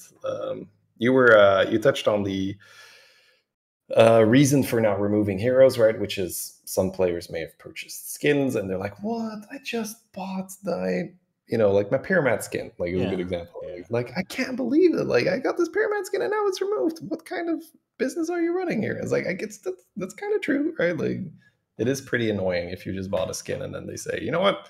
Pyramid sucks. I know. The competitor in me is like, I don't care. Like, that's me. Like, fuck them all. Those skin buyers. Pyramid skin. The competitor, but like, I do understand. Like, that is weird. That is like it. So it's like hard. Like, but then I need y'all to fix the heroes. Like, that's the problem. Then, like, it can't take 2 years to. But this patch was good as well, right? Where they like kind of excited to play Guff. So they've been starting, and it's been ramping up a bit, right? But it's taken a while, right? Before maybe they've gotten like a new. It was a long ramp, a really long ramp, but it does feel like this is part of that design philosophy that is now being pushed, right? We're saying, all right, let's make these playable, which is why at the same time I was afraid, like, I hope the noobs don't do too well with Guff. I hope the noobs don't do too well with Cariel, because I want them to be playable, man. Yeah. In order for it to be playable in high MMR, you stat heroes need to be good. Yeah. Otherwise, you're just not gonna look at them. It always scares me because they'll make something playable and then it does too well and low MMR, and then they nerf it and then it's unplayable again. It's like, what are we doing here? Right? Yeah, exactly. Then you're gonna keep playing that game of, oh, now it's unplayable again, and you can't remove it because there's a skin for this hero. And if they make a bad hero, like just unsalvageable, like how do you deal with that, right? Like, there's a skin for it, now we never touch it. Like, how do you deal with that, right? It gets scary because it means that all your heroes have to be viable in some capacity. So I think it comes down to are we going to be okay with this being overtuned at lower MMR? Like, that's initially the feeling that I have right now, where I think you're almost, at least with stat heroes, right? You're almost going to circle back to that point, because the things that are like static gain, I feel it's always a bit better. The stat heroes aren't the ones that scare me. It's the minion type heroes. Those are the ones where it's so hard to balance. Try to make, that's true. We had a good example in Flurk there. I have a lot of examples of restat hero. Come on, it's all unplayable in IMMR. I mean, every minion type hero. Meaning that, right? Okay, no, that's fair. Yeah, indeed. That might be but we'll see indeed if the philosophy changes a bit more, where it's like, hey, just learn how to play, lol. Yeah, I mean, for real, because how is Flurgle okay? How if they just like had like months of Flurgles with that change and be like, well, it's fine, I love MMR. Like, what? No, I can't touch these heroes. I can't play any. I can't play Jiraxis. I can't play any of the minion type heroes. Like, they all don't work. So right now we see them addressing the stat heroes, and you're just afraid, like, I wonder if they're gonna touch. Right? Yeah, when does that happen at all? what is Jiraxis going to look like that I'm going to want to play Jiraxis? Yeah. Right? Like, what are we going to have to do? Right? Yeah, no, I feel you there. That is fair. That is fair. I hadn't thought of it that specifically, but that is a very good concern that you raise. And I think at that point, it's just like, we'll cross that bridge when we get there. Because I do feel like with the path they're taking, we'll get to it at some point, right? To say, okay, you're hopeful. I am the pessimistic. They're never crossing that bridge. They've like put it in a ditch somewhere, and they're just like, that's for the next designer. That was a good tangent. That was a really good tangent. But I think we were reviewing. Oh, right. That's true. It was a good tangent. Great tangent. I'm not happy that they're making Sneeds playable. I still think this is a toxic hero, and as well as like Leroy is a possibility, right? You can't get Manticoon out anymore, but Leroy is like does the same job.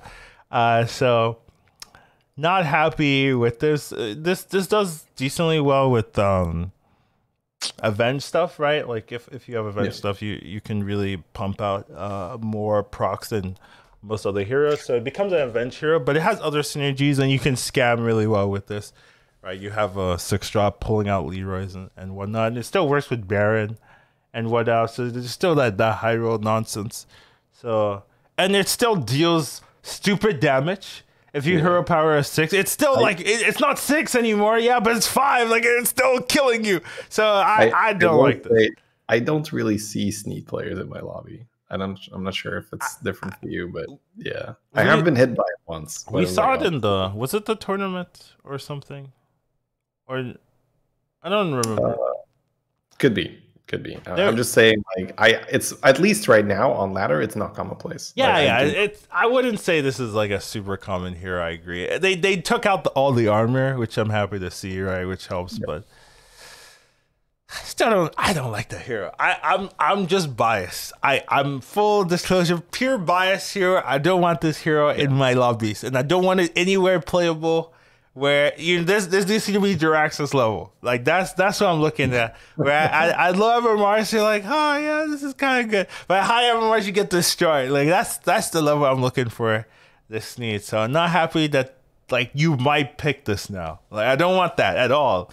When they gutted it, I was like, yes, thank you. Get it out of my game. Now it's like, I might see it again. No, not happy with it. And I was watching. Was it Mr. Incredible? Oh my God, he was 37 HP Carriel, I think, like top 2 with this like 8 health Sneed. Sneed just like hero powering 6 drops, scammed him like 3 games in a row. I think it was like sub 20, and then like a 50-50 to die, and he lost. And I'm just like, how do you lose? With his point was very good, but he just like losing to Leroy's, losing to random. It pulled a 7, right? And then the 7 gets poisoned. Like what? No, not okay. Like what is that? No, I don't like this hero, but I don't know if you guys could tell, but I'm not a fan of this hero. And so not for me, but it's playable now. Yeah. Anyway, I am in a similar position where I'm not too happy if this gets common, because even if it's not like too strong, like if it's common enough, you're gonna have enough bullshit losses where you're like, oh well, I guess I deserve to take 27 here because when you lose, you take too much, right? Like you don't exactly.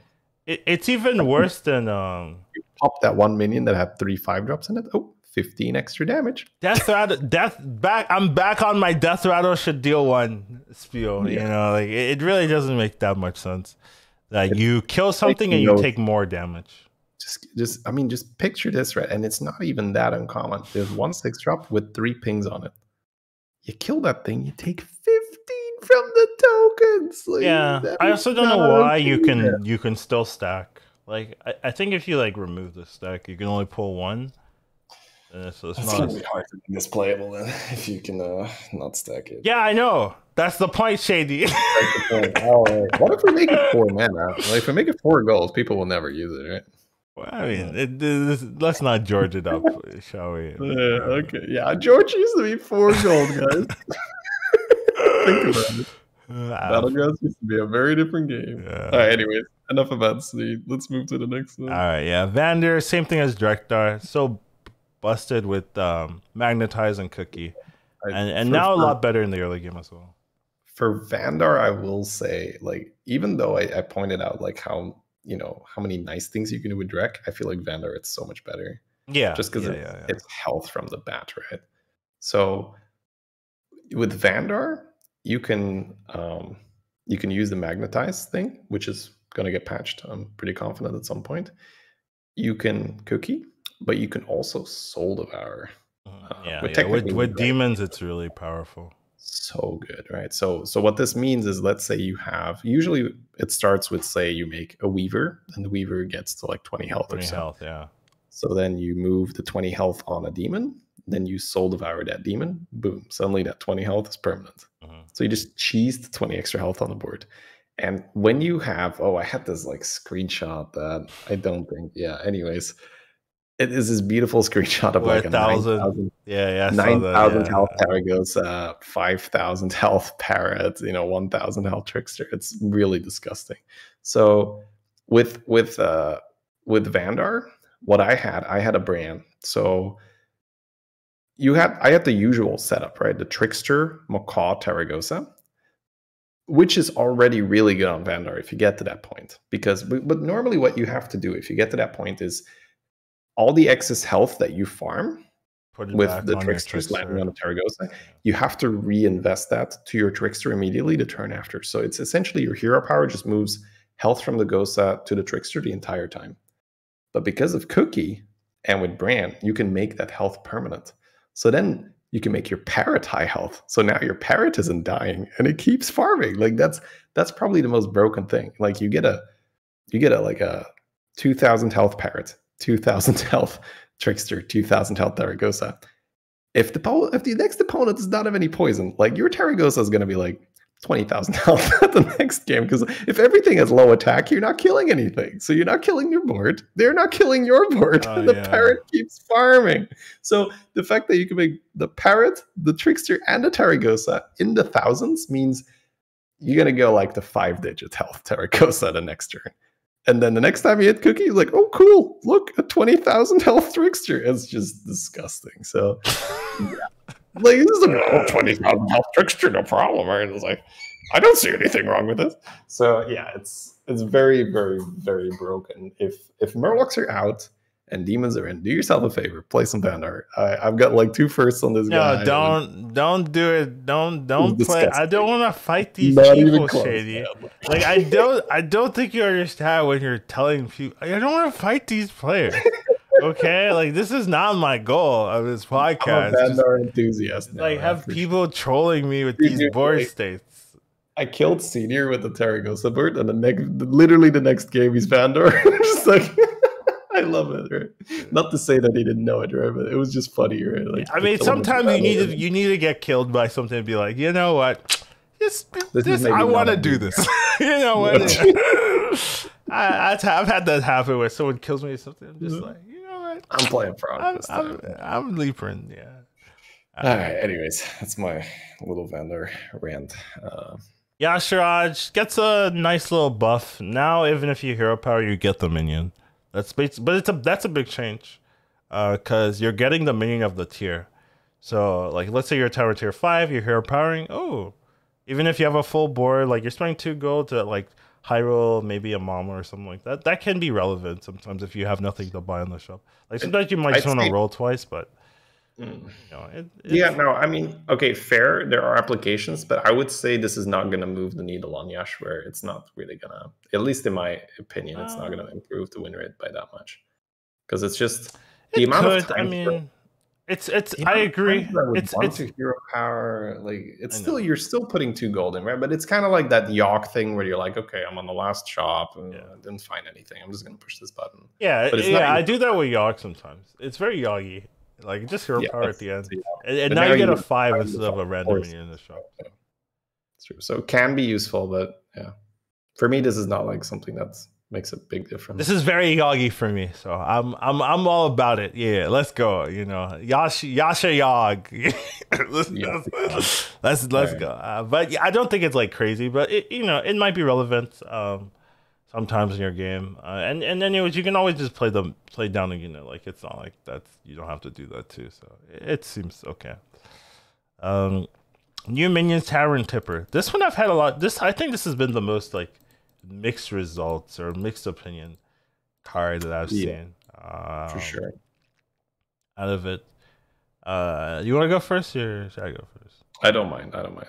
So yeah, I think Tavern Tipper is a minion where there's very different opinions on it right now. And I'm going to start by saying that I'm not sure myself. I have played with it and I've had good results with it. Now, the thing is that this is one of the cards that can, like, for instance, get your Vandar started, right? This is something where you can start scaling this health, stealing this health. You can use this with Mutinous, you can use it with Vol'jin. So it suits the kind of heroes I like to play pretty well. I think if you're playing more meta heroes where you're just wanting to level as efficiently as possible, Floating Gold isn't great. I will say if you want to try out Tavern Tipper, the scenario where I think it's pretty safe to try it out is you open 2 of them on turn 1 and you just follow a reform curve, where instead of hero powering or rolling away your last gold, you just gain +2/+4, which is fine, I think. If you're reform curving and you're gaining +2/+4 the whole time, that's okay. And especially if you've got the 3rd Tipper frozen at some point, you get that 6-drop at the end, and it's pretty big. Yeah. The awkward part is... Sorry, go ahead. No, if you're going to keep going, then... I was just like... Basically, just like the awkward part is, it's not a type. So then at the end, you've got a big... random thing, Yeah. So it's more like if you're Mutinous and Vol'jin, great. You can salvage those stats at the end. If you're a Vandar and stuff, you can do something with the stats. So if you're a hero that can then utilize the Tipper at the end of it, I think it's solid. I think without it, it might indeed be a little bit of a bait because you have invested quite some gold into a minion that you don't really want to keep. Yeah. Okay. So I think this card is actually good, but if you don't have 2, don't bother. You need to so you either need to like roll double 2 in the shop, or like you're playing.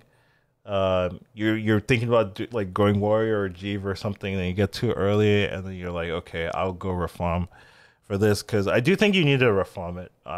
So another thing, you can't do this on every hero. You have to be playing a hero that doesn't have like a 1-cost ability or any ability that you want to be using early or anything like that. You need to like waste gold. So if you're playing like reform, you can't reform curve with this card. Funny enough, like reform, you can't reform curve with this card. You need a hero power to get your gold. But if you're playing like just some random hero that doesn't have like a passive or anything or whatever, you can actually just use this. And I actually think if you get 2, and better yet, if you can get 3, it is a 1-drop. So even if you don't have the 3rd one, you can just randomly see it. It is pretty nice, right? You get like a 6, like a 6/10 or like a 7/12. Like that's actually a lot of stats to have early. It just allows you to level safely. So I do think best case scenario, you need to triple this into a 5 or a 6. Most of the time you'll be healthy enough to get a 6, because this will heal you in the early game for a bit. But the problem is, like, once you get your 6 or your 5, you have to you got to do something else, right? This doesn't have a type, doesn't have any direction that gives you, except it has high stats itself, right? So I've had games where I just have this on my board because I don't have direction and it's just my biggest minion and I can't sell it. So I'm just like, okay. And that's not great that I have this like untypeless big minion that I can't sell because I don't have any replacement because I have no good direction.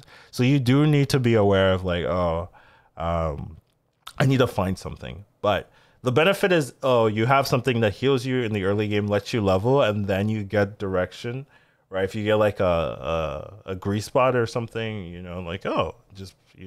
can just transition into shields and then eventually sell this and you're fine, right? So you do have to be aware that you aren't really going to rely on this if you want to win the lobby, right? You got to get out of this thing quickly, but It does give you like a safe way to get to 5. If you get 2 of them. If you don't have 2, don't bother. 1 is not good enough. You're wasting your time. But if you have 2, you can actually do something safe. So usually like there'll be 1 or something, or like this is maybe the first thing I buy on 1, and then like there'll be another in the shop, and I'm like, okay, I don't have a reform curve or something, and this will make me go reform, and then it's fine. So I actually think this card's been good. The people that have been complaining about it, right? Either they keep it and then it does nothing for them, or they're playing it at 1. Like I think if you're playing it at 1, it's horrible, or not horrible. Like it's not worth the money, I guess. But 2 can be pretty good, and if you're playing Vol'jin or Mutants, this is beautiful, right? Because you just eat it and then here you go, like you're back on track with a huge minion that you can play with. So it's definitely better with some heroes than others, but if you don't have a hero power that you use early and you get 2 of them, I think this is a very playable hero, so a playable minion. So I actually like it. I like the design of this card. I think initially I thought it'd be weird, but like the more I play, I'm like, oh, it actually opens up some curves and decisions where I wouldn't be doing that unless, you know, if this card wasn't in the game, I wouldn't make these decisions, and it actually changes my playstyle. So I actually think it's pretty cool. So I like the card, though. I have seen some comments about, oh, it doesn't do anything, or it's like kind of bad. I think the part where the card might just not fit the meta that well is I love going 3-on-3 right now, and this is not a 3-on-3 thing, right? So I don't love going 3-on-3, so perfect for me. Like it doesn't bother me. Yeah. Sure. All right. Next, like insane new card, Collins. Like you see it everywhere. Super. This is such a meme card, dude. I don't understand it. It's Blue Blood vibes. Like, why is it here? It just as a troll. It's 1/4 talent, has taunt. If you buff with Mama, it's a 6/9, so that's nice. But other than that, like I don't really see the point of this card. It's just trolling. It feels like there's no point to this card. Yeah. It's just like, do I ever want to buy this? No. Good talk. Yeah, I mean, I have like like they've been wanting to add constructed cards, right, to Battlegrounds, just because like they're like, oh wow, constructed players will play if there's Silverback Patriarch. That's gonna make constructed players want to play Battlegrounds, like. Or something. I don't know the logic there. I mean, obviously good try, you know, like yeah. They probably do have like some good rationale if they want to discuss that. Like, oh, this is why we put constructed cards in. But other than that, like it opens up some weird things, like cards that don't really make sense for Battlegrounds, I would say. And Silverback Patriarch is one of those examples where it doesn't really make sense for Battlegrounds. It doesn't really fulfill a niche. It doesn't feel good to play. It's just there, like filling up a spot, and it's not cool. It's not exciting. You know, it's like, you can see like it's very different from Tower Timber, where like thought came into this creation of this card. They thought about this card. Oh yeah, you know, it's very cool if you do this, da. You know, where it's like, here's a 1/4 taunt, like no synergy. It just doesn't do anything. So yeah, it's weird because they want to add constructed cards, but like just like it's a different game mode. Like you can't just put these 2 game modes and say, oh, this will fit perfectly. There's not that many super clean constructed cards that really you feel like, wow, this is great. Like, you know, maybe Brand, but you know, the game's like kind of designed around Brand and Baron in a sense, so kind of hard to justify that. It's not something you plug and play. Like other cards have been created to kind of supplement the addition of those cards in the game, so very different. Sparring Partner though, I liked it initially, personally, but it makes Strong Shell awkward. Like now, Strong Shell feels very awkward now because you don't keep this on your board, and now you're buffing taunts 1 by 1. It's a lot harder to make that Strong Shell feel powerful. So that's the downside, I guess. Argus, you got the buff too. Yeah. I feel like this might be a good moment to address like the minion pool changes, right? Because we're showing like Silverback and Sparring Partner. Sure.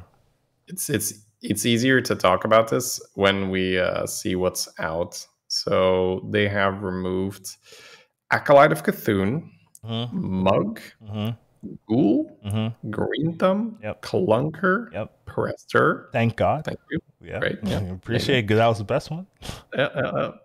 Love your work. Defender, whoever that was. Keep going. Defender of Argus and Egg. Egg, it feels like people are gonna like try to do this with Cookie, and we don't want to deal with that. Like, I think if we had like an agreement, like, all right, no cookieing 1/0 power minions, I feel like Egg could have survived. But, because I didn't want to deal with it. Not too happy about those updates for the most part. So Shifter, Zerus, and Sensei are back. Love Sensei, and sure, Shifter's kind of BS, but give the people the Shifter, I guess. No, I'm not happy with Shifter Zerus being back. I'm personally like, no, I don't want to lose to this. This nonsense. It just opens up more toxicity for me. The card, like, if we're gonna be talking about that, like the other cards to show, right? Because you might say, "Ghoul out, what the hell? What about George?" Right? But they now have Tunnel Blaster. So Tunnel Blaster is a 4-drop. It's a 3/7, and it deals 3 instead of deal 1. So for some cases, very relevant that it deals 3. But for a lot of cases of Ghoul, it's just, it's still going to deal with George. It's still going to deal with someone that does a lot of advice. It really feels a bit forced, right? Be like, we're going to introduce Sparring Partner, and we're going to introduce Tunnel Blaster. So that might indeed be what you're saying. Like, we have to make, we have this goal of creating more standard cards, right, and making them viable MBGs. But Argus was already a standard card, and I think Ghoul was too, right? But it's maybe just like time to switch it up a bit, or I don't know, but maybe it's just habit. So what I thought initially was, I thought they were like, oh, Argus is weird because sometimes you can roll down like 30 gold and not see an Argus, and maybe you need to taunt, so let's just make Argus a 2-drop. Oh, Sparring Partner. Okay, so now we have a Tavern tier 2 minion, so there's going to be a lot more of them. It's going to be easier to get taunt when you need it, and we'll solve that problem.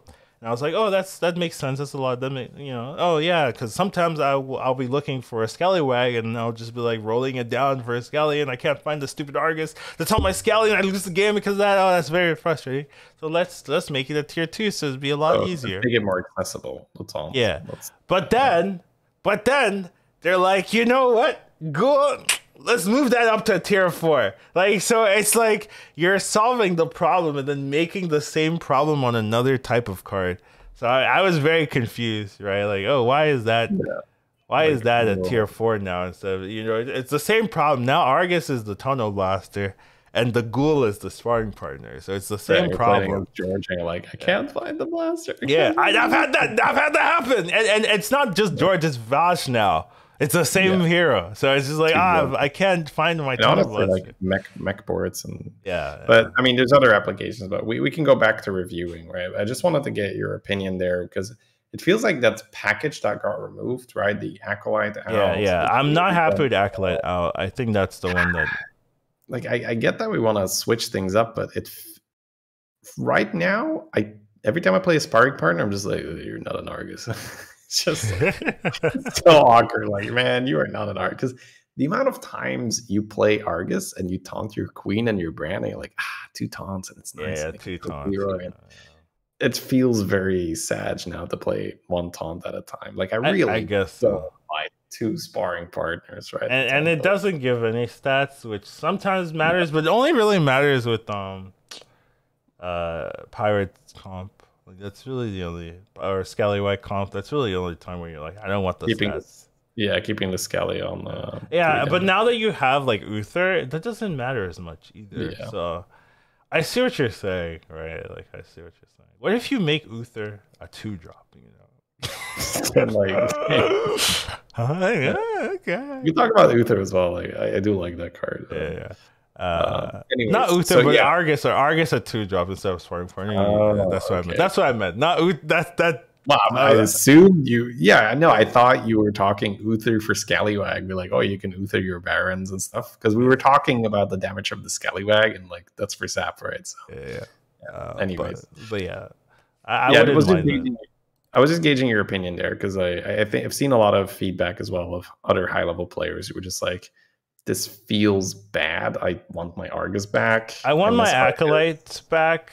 I want Green Thumb back, and then Argus. I can, I like Argus because of the brand synergy, but that one's I want Zeros back out though.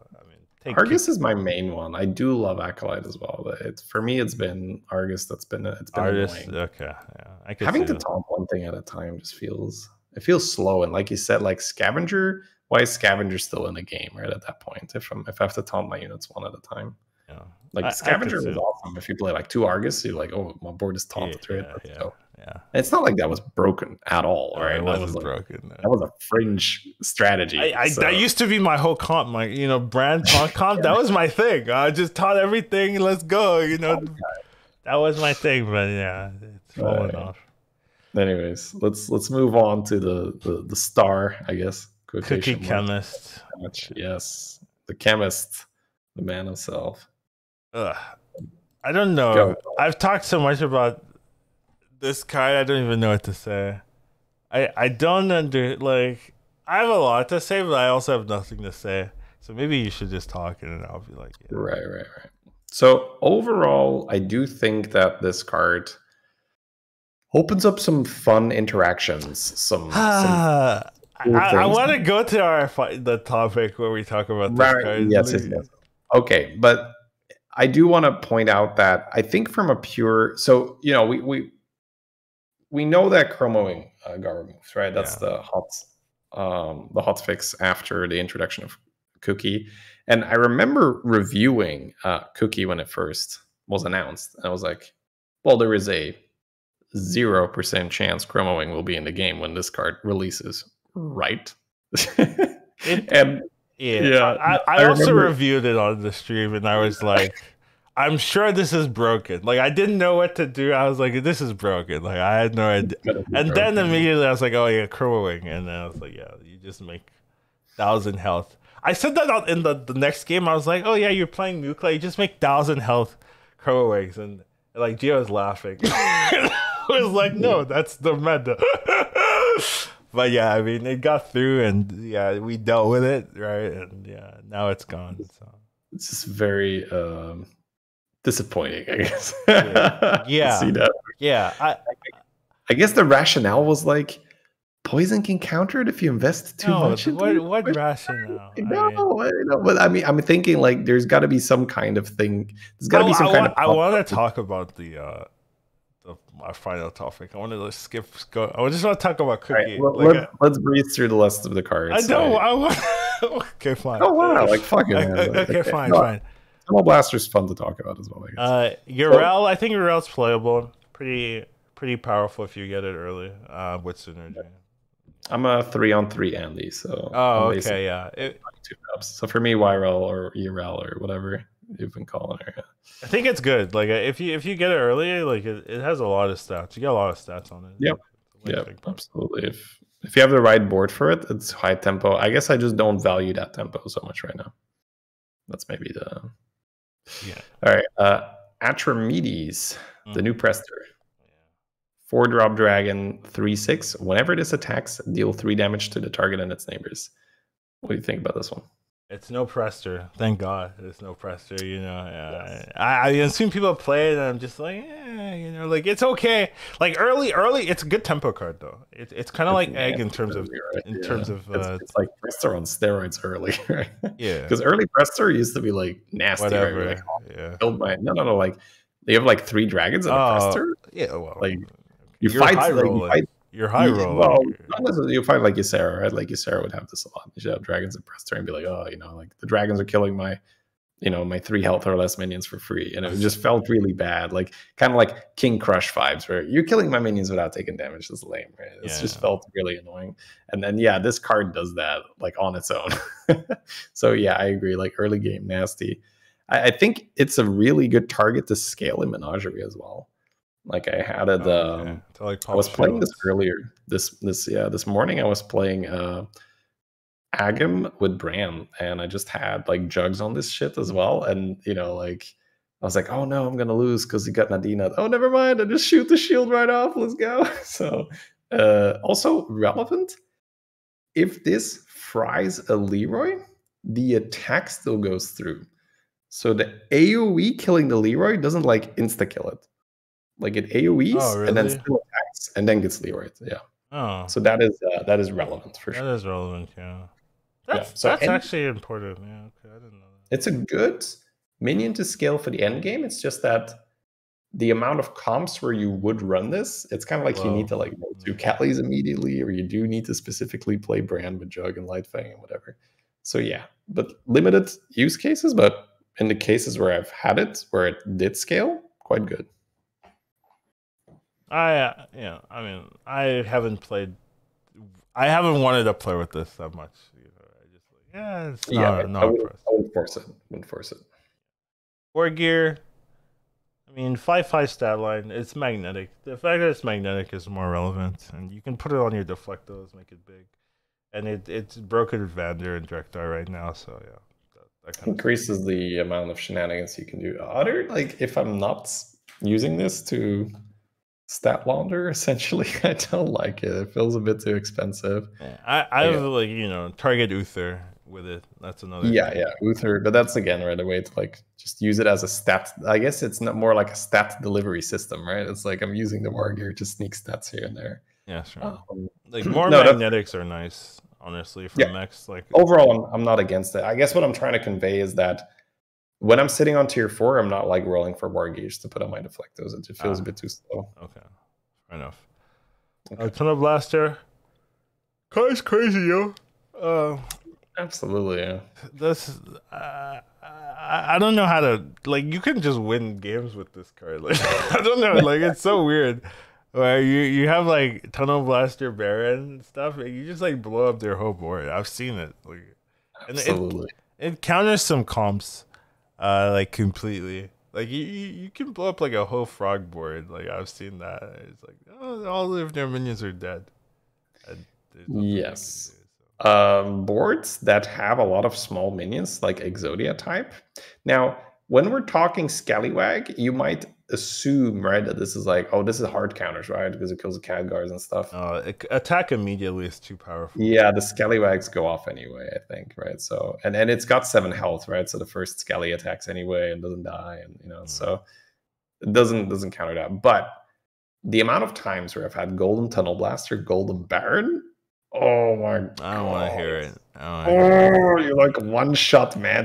So my opponent had a board full of scam, and they were left with 1 minion at the end of my Tunnel Blaster. I was like, I killed 2 Leroys, I killed 2 Queens, and like an amalgam with poison arms. Yeah, one minion left. It counters scams so hard. Which I think I think that's perfectly fine. Like I am the scam guy, right? Like I love scam and I'll do it. And people have complained about it, but I don't mind that you now have a way to get around that. Because I feel like when you're the scammer, it's kind of like, well, it's too easy to just like win. I shouldn't be winning. Yeah, right? I shouldn't be winning, but I might win anyway because of Leroy. And I love that there is now this like, look, scam at your own risk, right? If your opponent has Tunnel Blaster with some Baron, or you gotta pump up your Leroys. I feel like right now, if you're gonna run Leroy, core in your comp, give it 4 health. And don't put it. That's how I do it. I just cookie it. Yeah, cookie it as well. That's fine. Just make it not die to 3 damage. But then again, if someone goes out of the way, like I've done a few times, Golden Blaster, Golden Baron will kill anything. Well, I mean, I can't do it. Like, what if you have Golden Blaster, Golden Baron? Like, what am I gonna do about that? You just win. Yeah, like that's almost unscammable, and I love it. I love that you have that now because it definitely feels bad when you're in a commanding position and you're like, God damn it, I'm just gonna get Leroy and blah blah blah, and it's gonna suck. So I was already routinely making Golden Ghoul, Golden Baron in those positions. And now I can just take that to the next level and be like, okay, I'm killing Manted Queens with this thing, right? Like before, I was like, okay, I deal 6, but then the Manted Queen deaths damage. And it's a 10-10, it doesn't die. Now I'm just like, oh, I love it, man. So I'm a big fan of this minion, but I do get that it might be a little bit too crazy. Dealing 12 to everything is a bit... It's pretty dumb, yeah. Oh, man, with that one. But yeah, it's interesting. The one thing is like George is happier because it's harder to pick this up. So sometimes like in George lobbies, you just buy one, you just keep it. 'Cause you're just like, well, I can't like sell it and hope I roll another one. You could do that in Ghoul with Ghoul, but you can't really do that with Tunnel Blast. If you think the George is the threat, you can't really just sell it. So you're just playing down like, oh yeah, I just have this permanent Tunnel Blaster for the rest of the game. I mean, but the amount of times this catches straight. Yeah. It's like it's surprisingly not bad to just like have a random Tunnel Blaster. Like sometimes you're just like, oh, that was pretty good for me. But it's still weird. Like, you know, I'm trying to play like at this scaling and I just have a Tunnel Blaster. Come on. Like, you know, I want to go full Nagas, but you know, it's fine. But yeah, I mean, it's okay. You just have to be more aware that you might just need to buy this and keep it for the whole game. Because if you're trying to find this one turn, it's a lot harder than Ghoul. So, you're gonna have to work around it a bit. So maybe not, you know, be too invested in shields or, you know, don't look for your own Leroy, etc. Yeah. Uther though, this is a cool card, honestly. It's been. It like denies some counterplay though. Like, you know, sometimes you're like, oh, I'll zap the Baron. That used to be the thing. Now it's just like, oh, it's 15/15 Baron. Oh, can't touch that anymore. Oh, you know, like you used to be like, oh, the Frogger player is playing and no Kobo, no Nagas. He can't scale his Baron. It's like, no, it's 15/15 now. Well, guess I die. You know. Yeah, go ahead, please. You just kind of lock out some of the like reasonable counterplay you had to some of these like toxic compositions. But it is a tier 6. It's not like guaranteed, but it is there. Yeah, I do like it. I think it adds again some counterplay where, you know, assuming people aren't running, you know, the Golden Blaster, Golden Baron build, like you can use this on your Mantid, you can use this on your Leroy as well to get in that blaster range. So that's pretty good. And the cool thing as well is that you can use this to manipulate the health of triples as well. Yeah. So you can use 2 of these on your Barons, right? And then you get like a 30/30 bonus on Baron. If you have a 30/30 Baron, you're like already like Golden Baron, like you've won the game already. Like, I had some good times with that as well. So yeah, big fan of Uther. Also, triple into the super early is high tempo. Yeah, it's so much tempo. Yeah, like you have a Deflecto on your board. Dear Lord, it's ridiculous. Like 15, like not just 15 attack, 15 health. Your Deflecto now, like sometimes you're like, they hit the Deflecto with, oh, never mind, it's got 15 health. Yeah. Come on, next challenger. Like what? It's fine. Like yeah, for sure. Like this early is so much tempo. Like. This card scales like the whole game. Like you get it early, it's good. You get it late, it's good. You get it mid, it's so good. Like it's actually just a powerful 6-drop. So, but it's not something where I'm like, God damn it, they uthered it, right? I'm just like, so yeah, that's how I usually measure.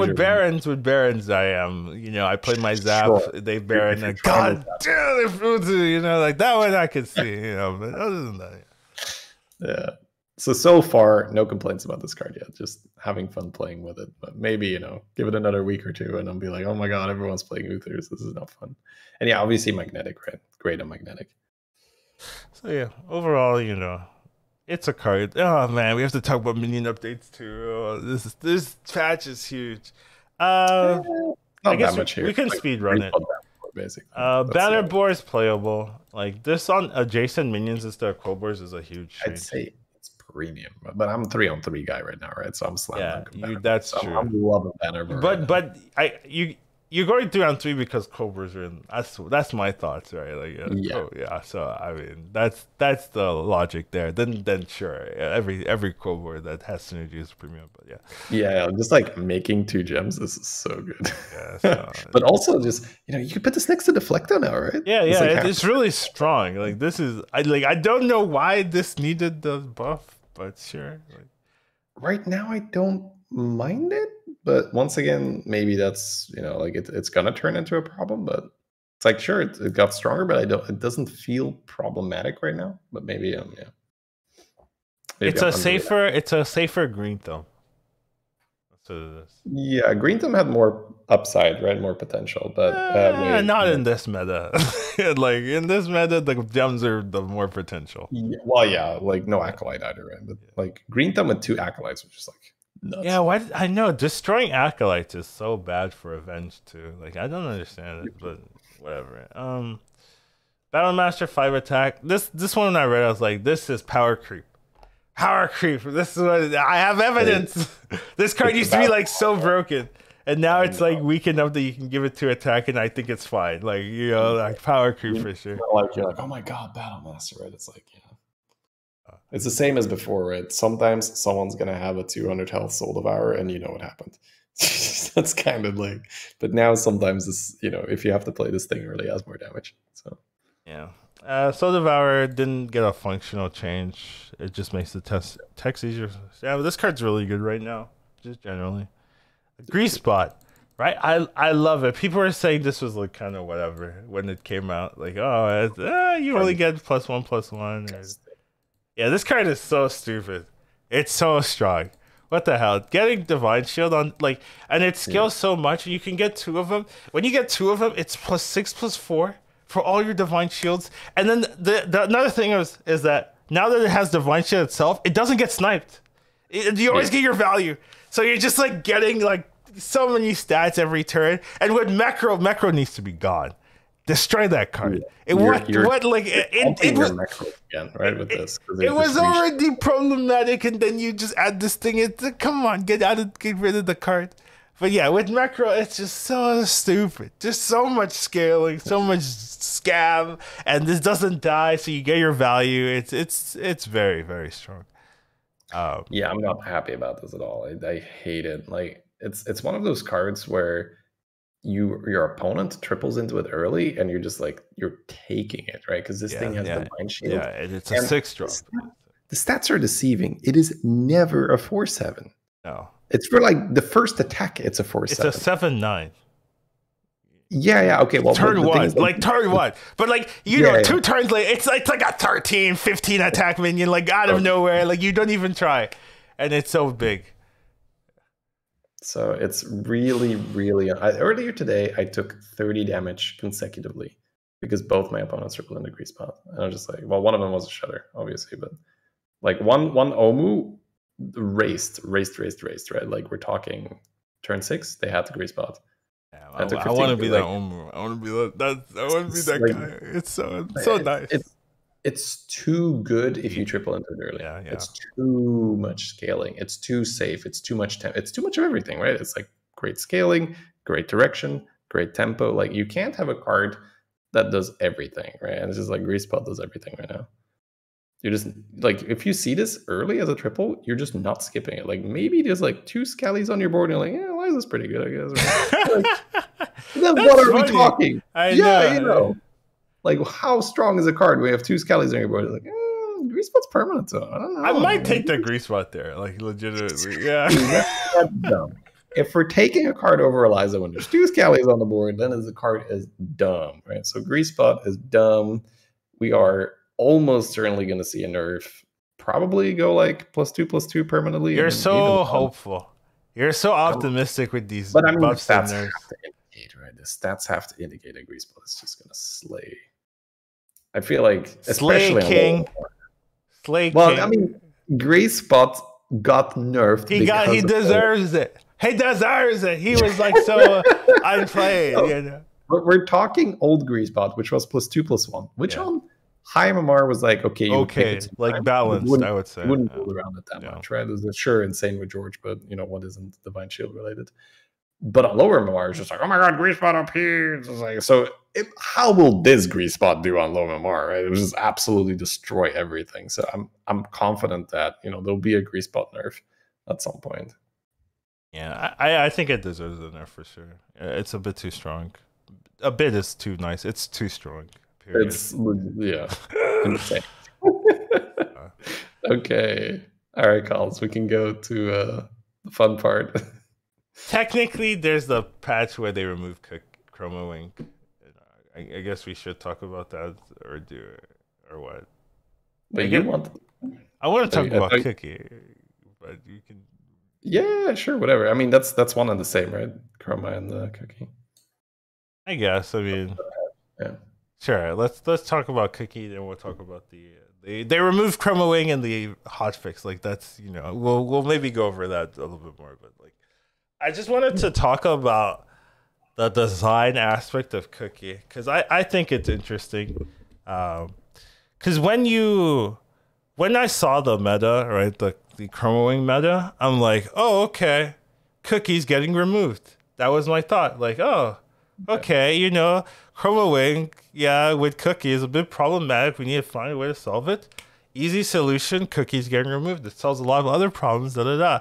I come to find out, hey, Chroma Wing's getting killed. And I'm just like, what? What? Very confused, honestly, for me. Like, I was like, why did Chroma Wing didn't deserve this murder here? Like, Chroma Wing was fine.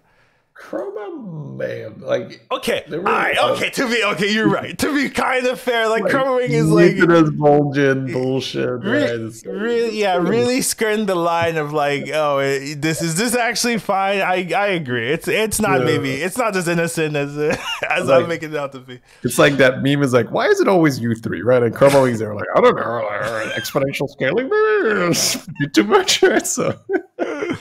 Please continue. That is true. Okay, it's not that innocent, but it felt to me that the Cookie was creating the problems, not the Chroma Wing addition or the fact that Chroma Wing's in. Adding Cookie definitely broke the game at that point.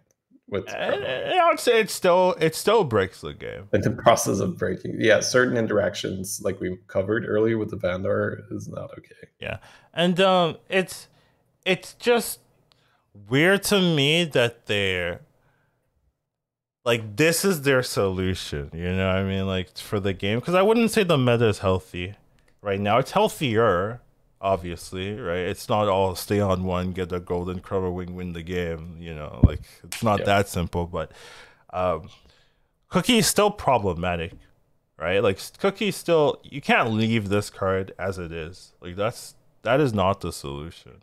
And it's just interesting that that this is their design, right? And it's telling that this is a constructed card, because I feel that if they didn't have a philosophy of like adding constructed cards, this in its iteration would never be in the game. You know what I mean? Like, you wouldn't see a Tavern Tier 2 Cookie Chemist Battlecry swap. Like, that wouldn't be what they would design for Battlegrounds. I would say, like, if they were to create a card from scratch, this never comes. But because it's a constructed card, because people have played with it, people have seen it, now you have this Tavern Tier 4/4, which is like very strong for a Tier 2 minion with the broken battle cry on Tavern 2. So there's so many in there, right? Like, if this thing was like Tavern Tier 4, Tavern Tier 5, right? Like, you could say, oh yeah, like, it's broken, but it's so hard to get. It's like glow skill essence, but it's just a Tavern Tier 2 minion. It's just something that only happens because it's a constructed card, and it's just interesting. Like, I don't think adding constructed cards by itself is bad, but it has to be done like very safely, and you have to be very ready to change it up, right? Kind of reminds me of the Kobold Guardian, where that card was a constructed card, right? But you put it in Battlegrounds and it's like too good, so they had to replace it, create a clone of it. Essentially, it's like the same card, but just a little bit tweaked in the base stats, because you can't tweak constructed cards.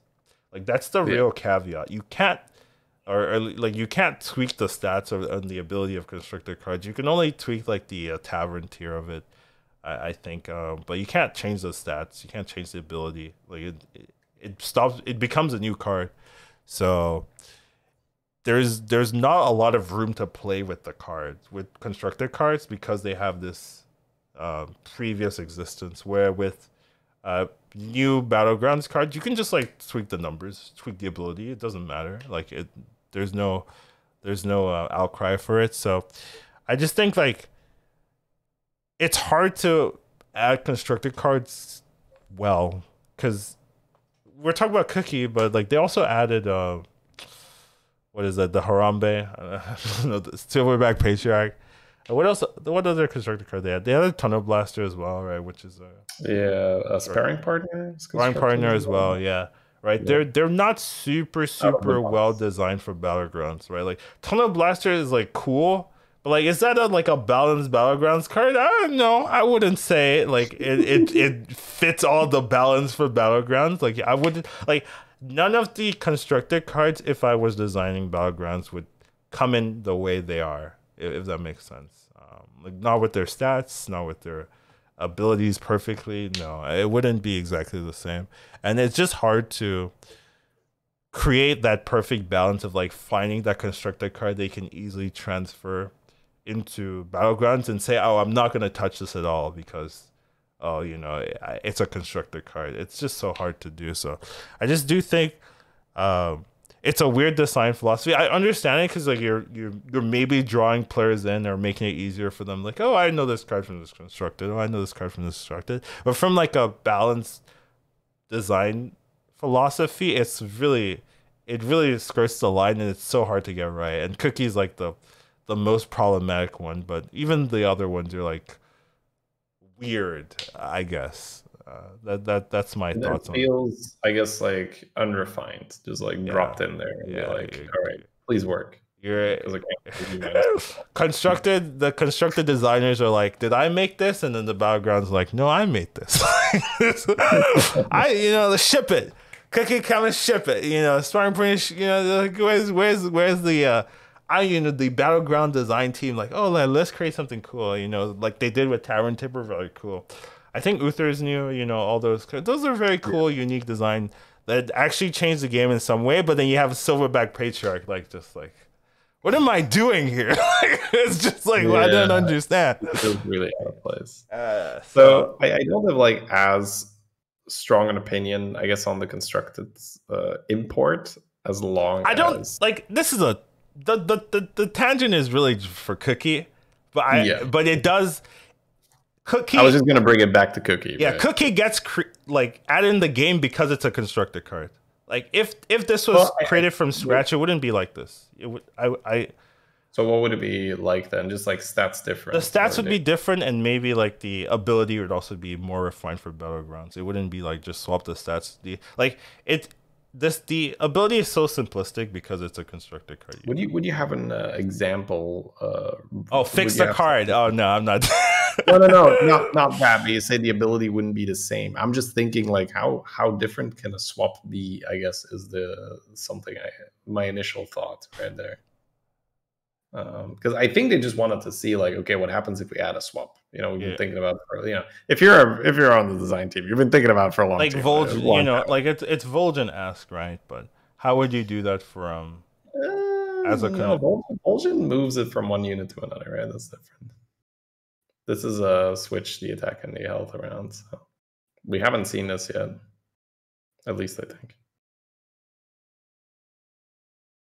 Either way, it's not even that important, right? Yeah. So I was just okay. So my instinct here, right? Why the Chroma Wing got removed instead of the Cookie Chemist is the Cookie was new, and Chroma was kind of prone to breaking other things. So it was like, all right, let's keep Cookie in and let's just see what happens.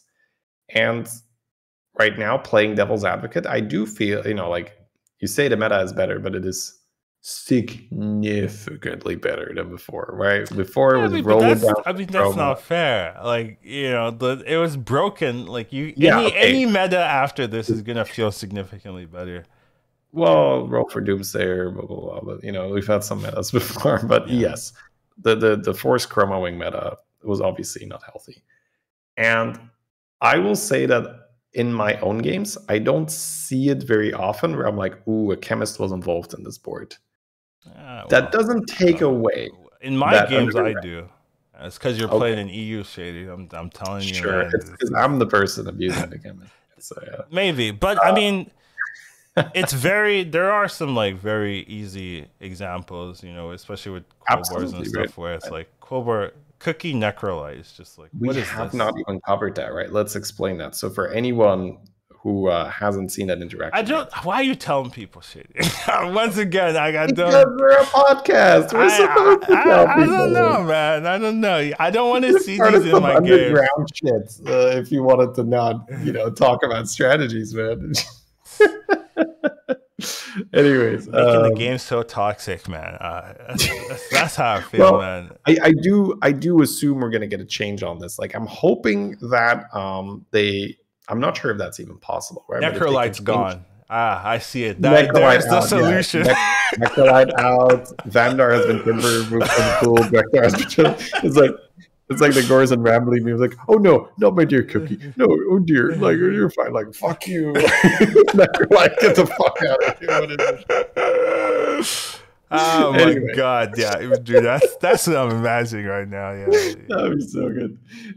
Anyways, right now, the way how Cookie functions is, if you have a load of gems on one minion and you cookie it, those gems, they kind of become like a permanent stat on the minion. So if you then cookie chemist this, if you then necrolite. Yeah, necrolite the gems from one minion to another. So a practical example is, earlier today, I had like an 80 damage deflecto worth of gems. I then cookie the 80 damage deflecto. I then move the gems from the 80 damage deflecto to a 3 damage deflecto. I now have 2 80 damage deflectos. That's a little broken. How is that okay? Just like, Now, the caveat there is you do need to produce 80 gems and get them to the same minion. So the setup is lengthy, and you can die. It's not. It's really not. Like with some setups, like if you have what's that called? If you are playing Gem Splitter Ground Shaker, like it's likely to happen at some point. Gem Splitter Ground Shaker. You could also play the 6-drop. If you're playing, but then again, in most setups, if you're playing Elder, you're gonna probably but I mean, it's like you condense it and then you just give it to something else. Like where you condense all of those. It's so strong. So absolutely right. I am definitely of the opinion that what I would like to see is what if we make Cookie not just stat launder, right? The way how I call that, where the dirty temporary stats go in and like, oh, let's just swap them around and now they're permanent, right? Like now permanent stats. So like it doesn't make gems permanent. Same thing with Vandar, right? You can cookie chemist something to a minion, sure. Or sorry, you can move it to a minion, sure. You can cookie chemist, sure. But then at the start of the turn, but you see, you'd have to change the minion, right? You'd have to change the design where swapping would not make it permanent. And I don't know if that's going to be possible. I think if that is not possible, if they say, sorry, our engine does not support that, or, we're not going to change the rules of the game like that, I don't think Cookie can stay in the long run. No, you'd have to create a new Cookie. With the exceptions or something. Not necessarily, right? Because you could just say, when I switch the attack and health of a minion, and there is a temporary buff involved, that temporary buff will just fall off the same way it would fall off normally. So that's what I'm saying. If you can create the rule of the game like that. You have to change the game dynamics. Yeah, exactly. That's what I'm saying. So I think that is the exception where Cookie can stay. If they can say, okay, we like the ability to switch stats around. We want that in the game.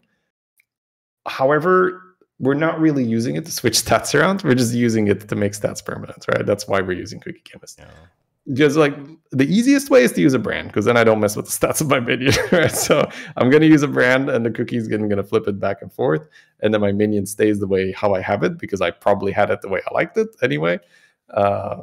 So we're not really using Cookie for Cookie's effect right now. We're using Cookie for the game. The mechanic, I guess, the mechanic of like when I switch a minion's attack and health, any temporary buff becomes permanent.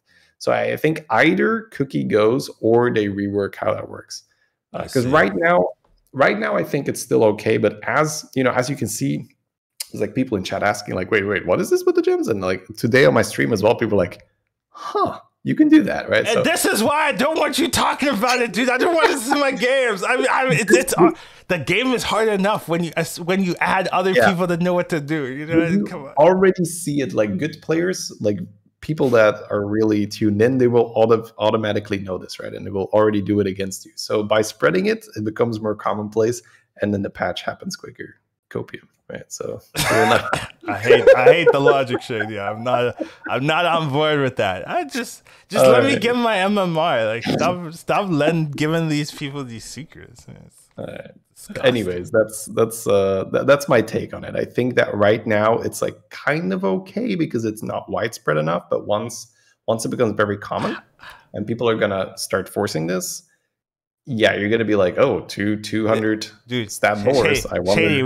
We've had this before, with so many examples where it's like, where you're like, oh, it's fine because it's not widespread enough, and then like 2 weeks later, you're like, I hate this.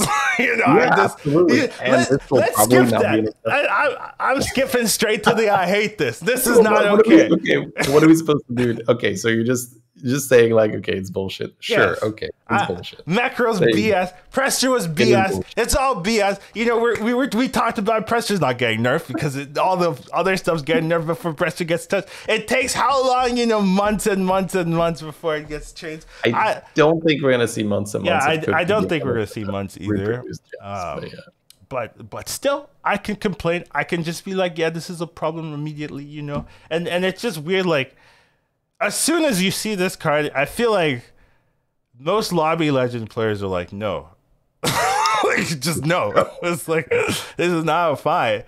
But somehow this gets through their playtesting, right? Like, it just, like, the Chroma Wing cookie interaction, it just makes me sad more than anything, because it's like, how does this, like, get through? You know what I mean? Like, you see this card, I would feel like the logical conclusion is like, look at what can make the most attack or health, right? So you're thinking Battle Master, you're thinking Chroma Wing, and then you're like, is this abusable if you know, like if because we just look at the cards, right? We don't get to play with. I'm sure the playtesters get to play with the cards, right? And how does it get through? You know, like, is my worry. So you just have to come to the conclusion that they don't have like Lobby Legends, you know, playtesters or something. I will give you an anecdote where John was actually in my chat when or after I talked. John is the lead designer. Yeah, I know. Right? Yeah, just for everyone else. Oh, right? okay. Like, John was doing it. I know John. Yeah, John. We're good friends, him and I. Yeah, he was in the pub, right? Yeah. Anyway.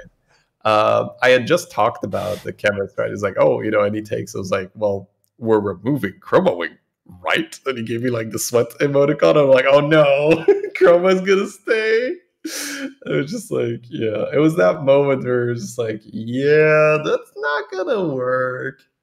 So I think they just like, I think the logic in letting Chroma Cookie go through is, oh, if players are going to invest resources in that, it can get countered by, you know, Sefen, Mantit, Leroy. But then, like, that doesn't hold up, because what happens when I get, you know, even like a 200 health Minion, relatively easy, right? Like, that's not going much out of your way. You have a 200 health Chroma Wing.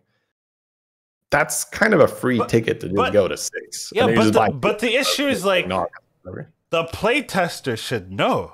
Right, like that. I don't care. Like they should play the game, right, and be like, let's try. They should be able to like create scenarios, like, oh, let's just have this. Put this on the board. Let's just put a golden Chroma Wing on the board. Like they shouldn't have to play the game, right? They should just have like an open field of like, here, just make whatever board you want, right, and see what happens. Is this broken, right? Like, I mean, you're the playtesters, right? You don't have to play the game. Just put these boards and let's just try it, right? And it's weird that this just gets through. You know, like how do you? Yeah, once again, like I usually just try to figure out what might have been the rationale, and that's what I come up with, right? Obviously, I don't agree with letting Cookie hit when Chroma is still in the game. My rationale is, oh, you know, like, even though it can create this insane minion, we have Mantit, we have Leroy, we have Sefen, like. Maybe players invest so much. I mean, but you saw this as well. This is not like the only case, right? Friend of a friend as well. Like it. Like, what are their playtesters doing? Like I mean, I'm asking. I will say, friend of a friend. I really like that, and there's a lot. No. There's a lot of other streamers and players that I talk to. It was like, you know, it's kind of my guilty pleasure, but I don't like friend of a friend, man. Like, it was a fun meta. I get it. It's fun. You hated it, but it was super fun, man. And that's in the end still what they're trying to do as well, right? To be fair, if I didn't have a tournament like the week later, it can, you know, I'd probably be on your side here, like, oh, this was fun. Like, but I was just like, this is not a tournament meta. Yeah. Can you imagine Cookie Chemist in a tournament? No, I can't. I'm just trying to say, don't compare it too much to friend of a friend, because like, this was boring, right? You were just frustrating. You were rolling it down for a 1-drop. I had a lot of fun, Shady. This is my guilty pleasure. Just like 1,000 health minions. What? That kill everything? That's so fun, you know. I just worked on one minion. That's a ton of fun for me, you know. Just blow everything up. So friend of a friend hater. All right. I mean, that card was so toxic. Come on, like, I don't know. That's most of what I had to contribute for Cookie, by the way. Like if you still wanted to like point something out No, I've got my complaining done.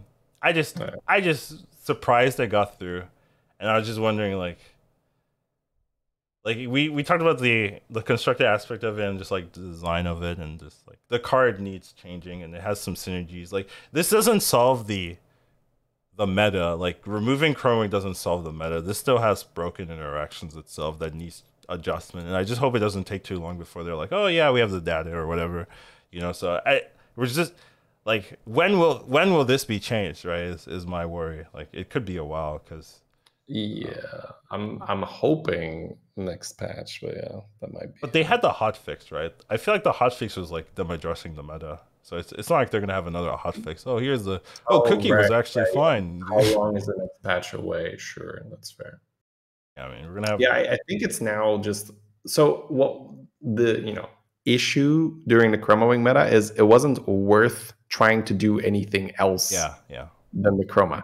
So you didn't even give players enough time to truly like optimize the cookie bullshit. Because I think the gems, that's right now like where it's at. That's if you can just like roll a Necrolite and a cookie, and those two cards together mean that you're gaining plus 100, plus 100. Like that's not okay. So and they're a 4 and a 2. They're not hard to find. That is not entirely, like I have been in that spot a lot. So it definitely happens. Like, I'm not hitting it, or I'm not finding Necrolite. I can't hit a Necrolite. Woohoo! Oh, whatever. Shit. Yeah, no. But I mean, if you're kind of all in on that, right? That obviously that hurts you. Yeah. But yeah, the builds where you're just strong and you have gems and you can just hit this on the side. Yeah, of course, that's disgusting. Stupid, yeah. And you can put it on anything. There's no type restriction. Yeah, there's no restrictions on it. Oh yeah, just make a cleave. Oh, just make it whatever. It's like what? There's no balance here. Like where's the oh yeah, you really need you can make a huge tavern tipper if you want. Like it doesn't matter. Like there's no restrictions there at all, and it's just like not fair. But yeah, anyways, I wanted to talk about this, but I'm done. We need to sleep, or Shay needs to sleep at least. It was a long one, over 2 hours. I mean, we're covering 2 weeks, right, of content, so it's gonna be long. Yeah. Last thing is just the hot fix, right? We kind of skipped that to kind of talk about Cookie, but this kind of is part of Cookie. Like Cookie is the reason this hot fix is being implemented, I would say. So they moved some heroes to tier 1. This I think is interesting, some of the hero moves, because what data are they using? Right? Are they using the Cookie meta for this data? Like where is this coming from, right? Right. Yeah. One that stands out and one that raised the alarm bells for me, like, oh no, they're gonna nerf him again, is like the instant Guff and Carriel to tier 1. I was like, oh no, it's doing too well at low MMR. It's gonna get nerfed again. So that's something that was like that stood out to me, to the armor changes. Like, oh, these are tier 1 now. Yeah, okay. Yeah, but it's weird because that does confirm that they're using the Chromo and Cookie meta, right, for this data, right?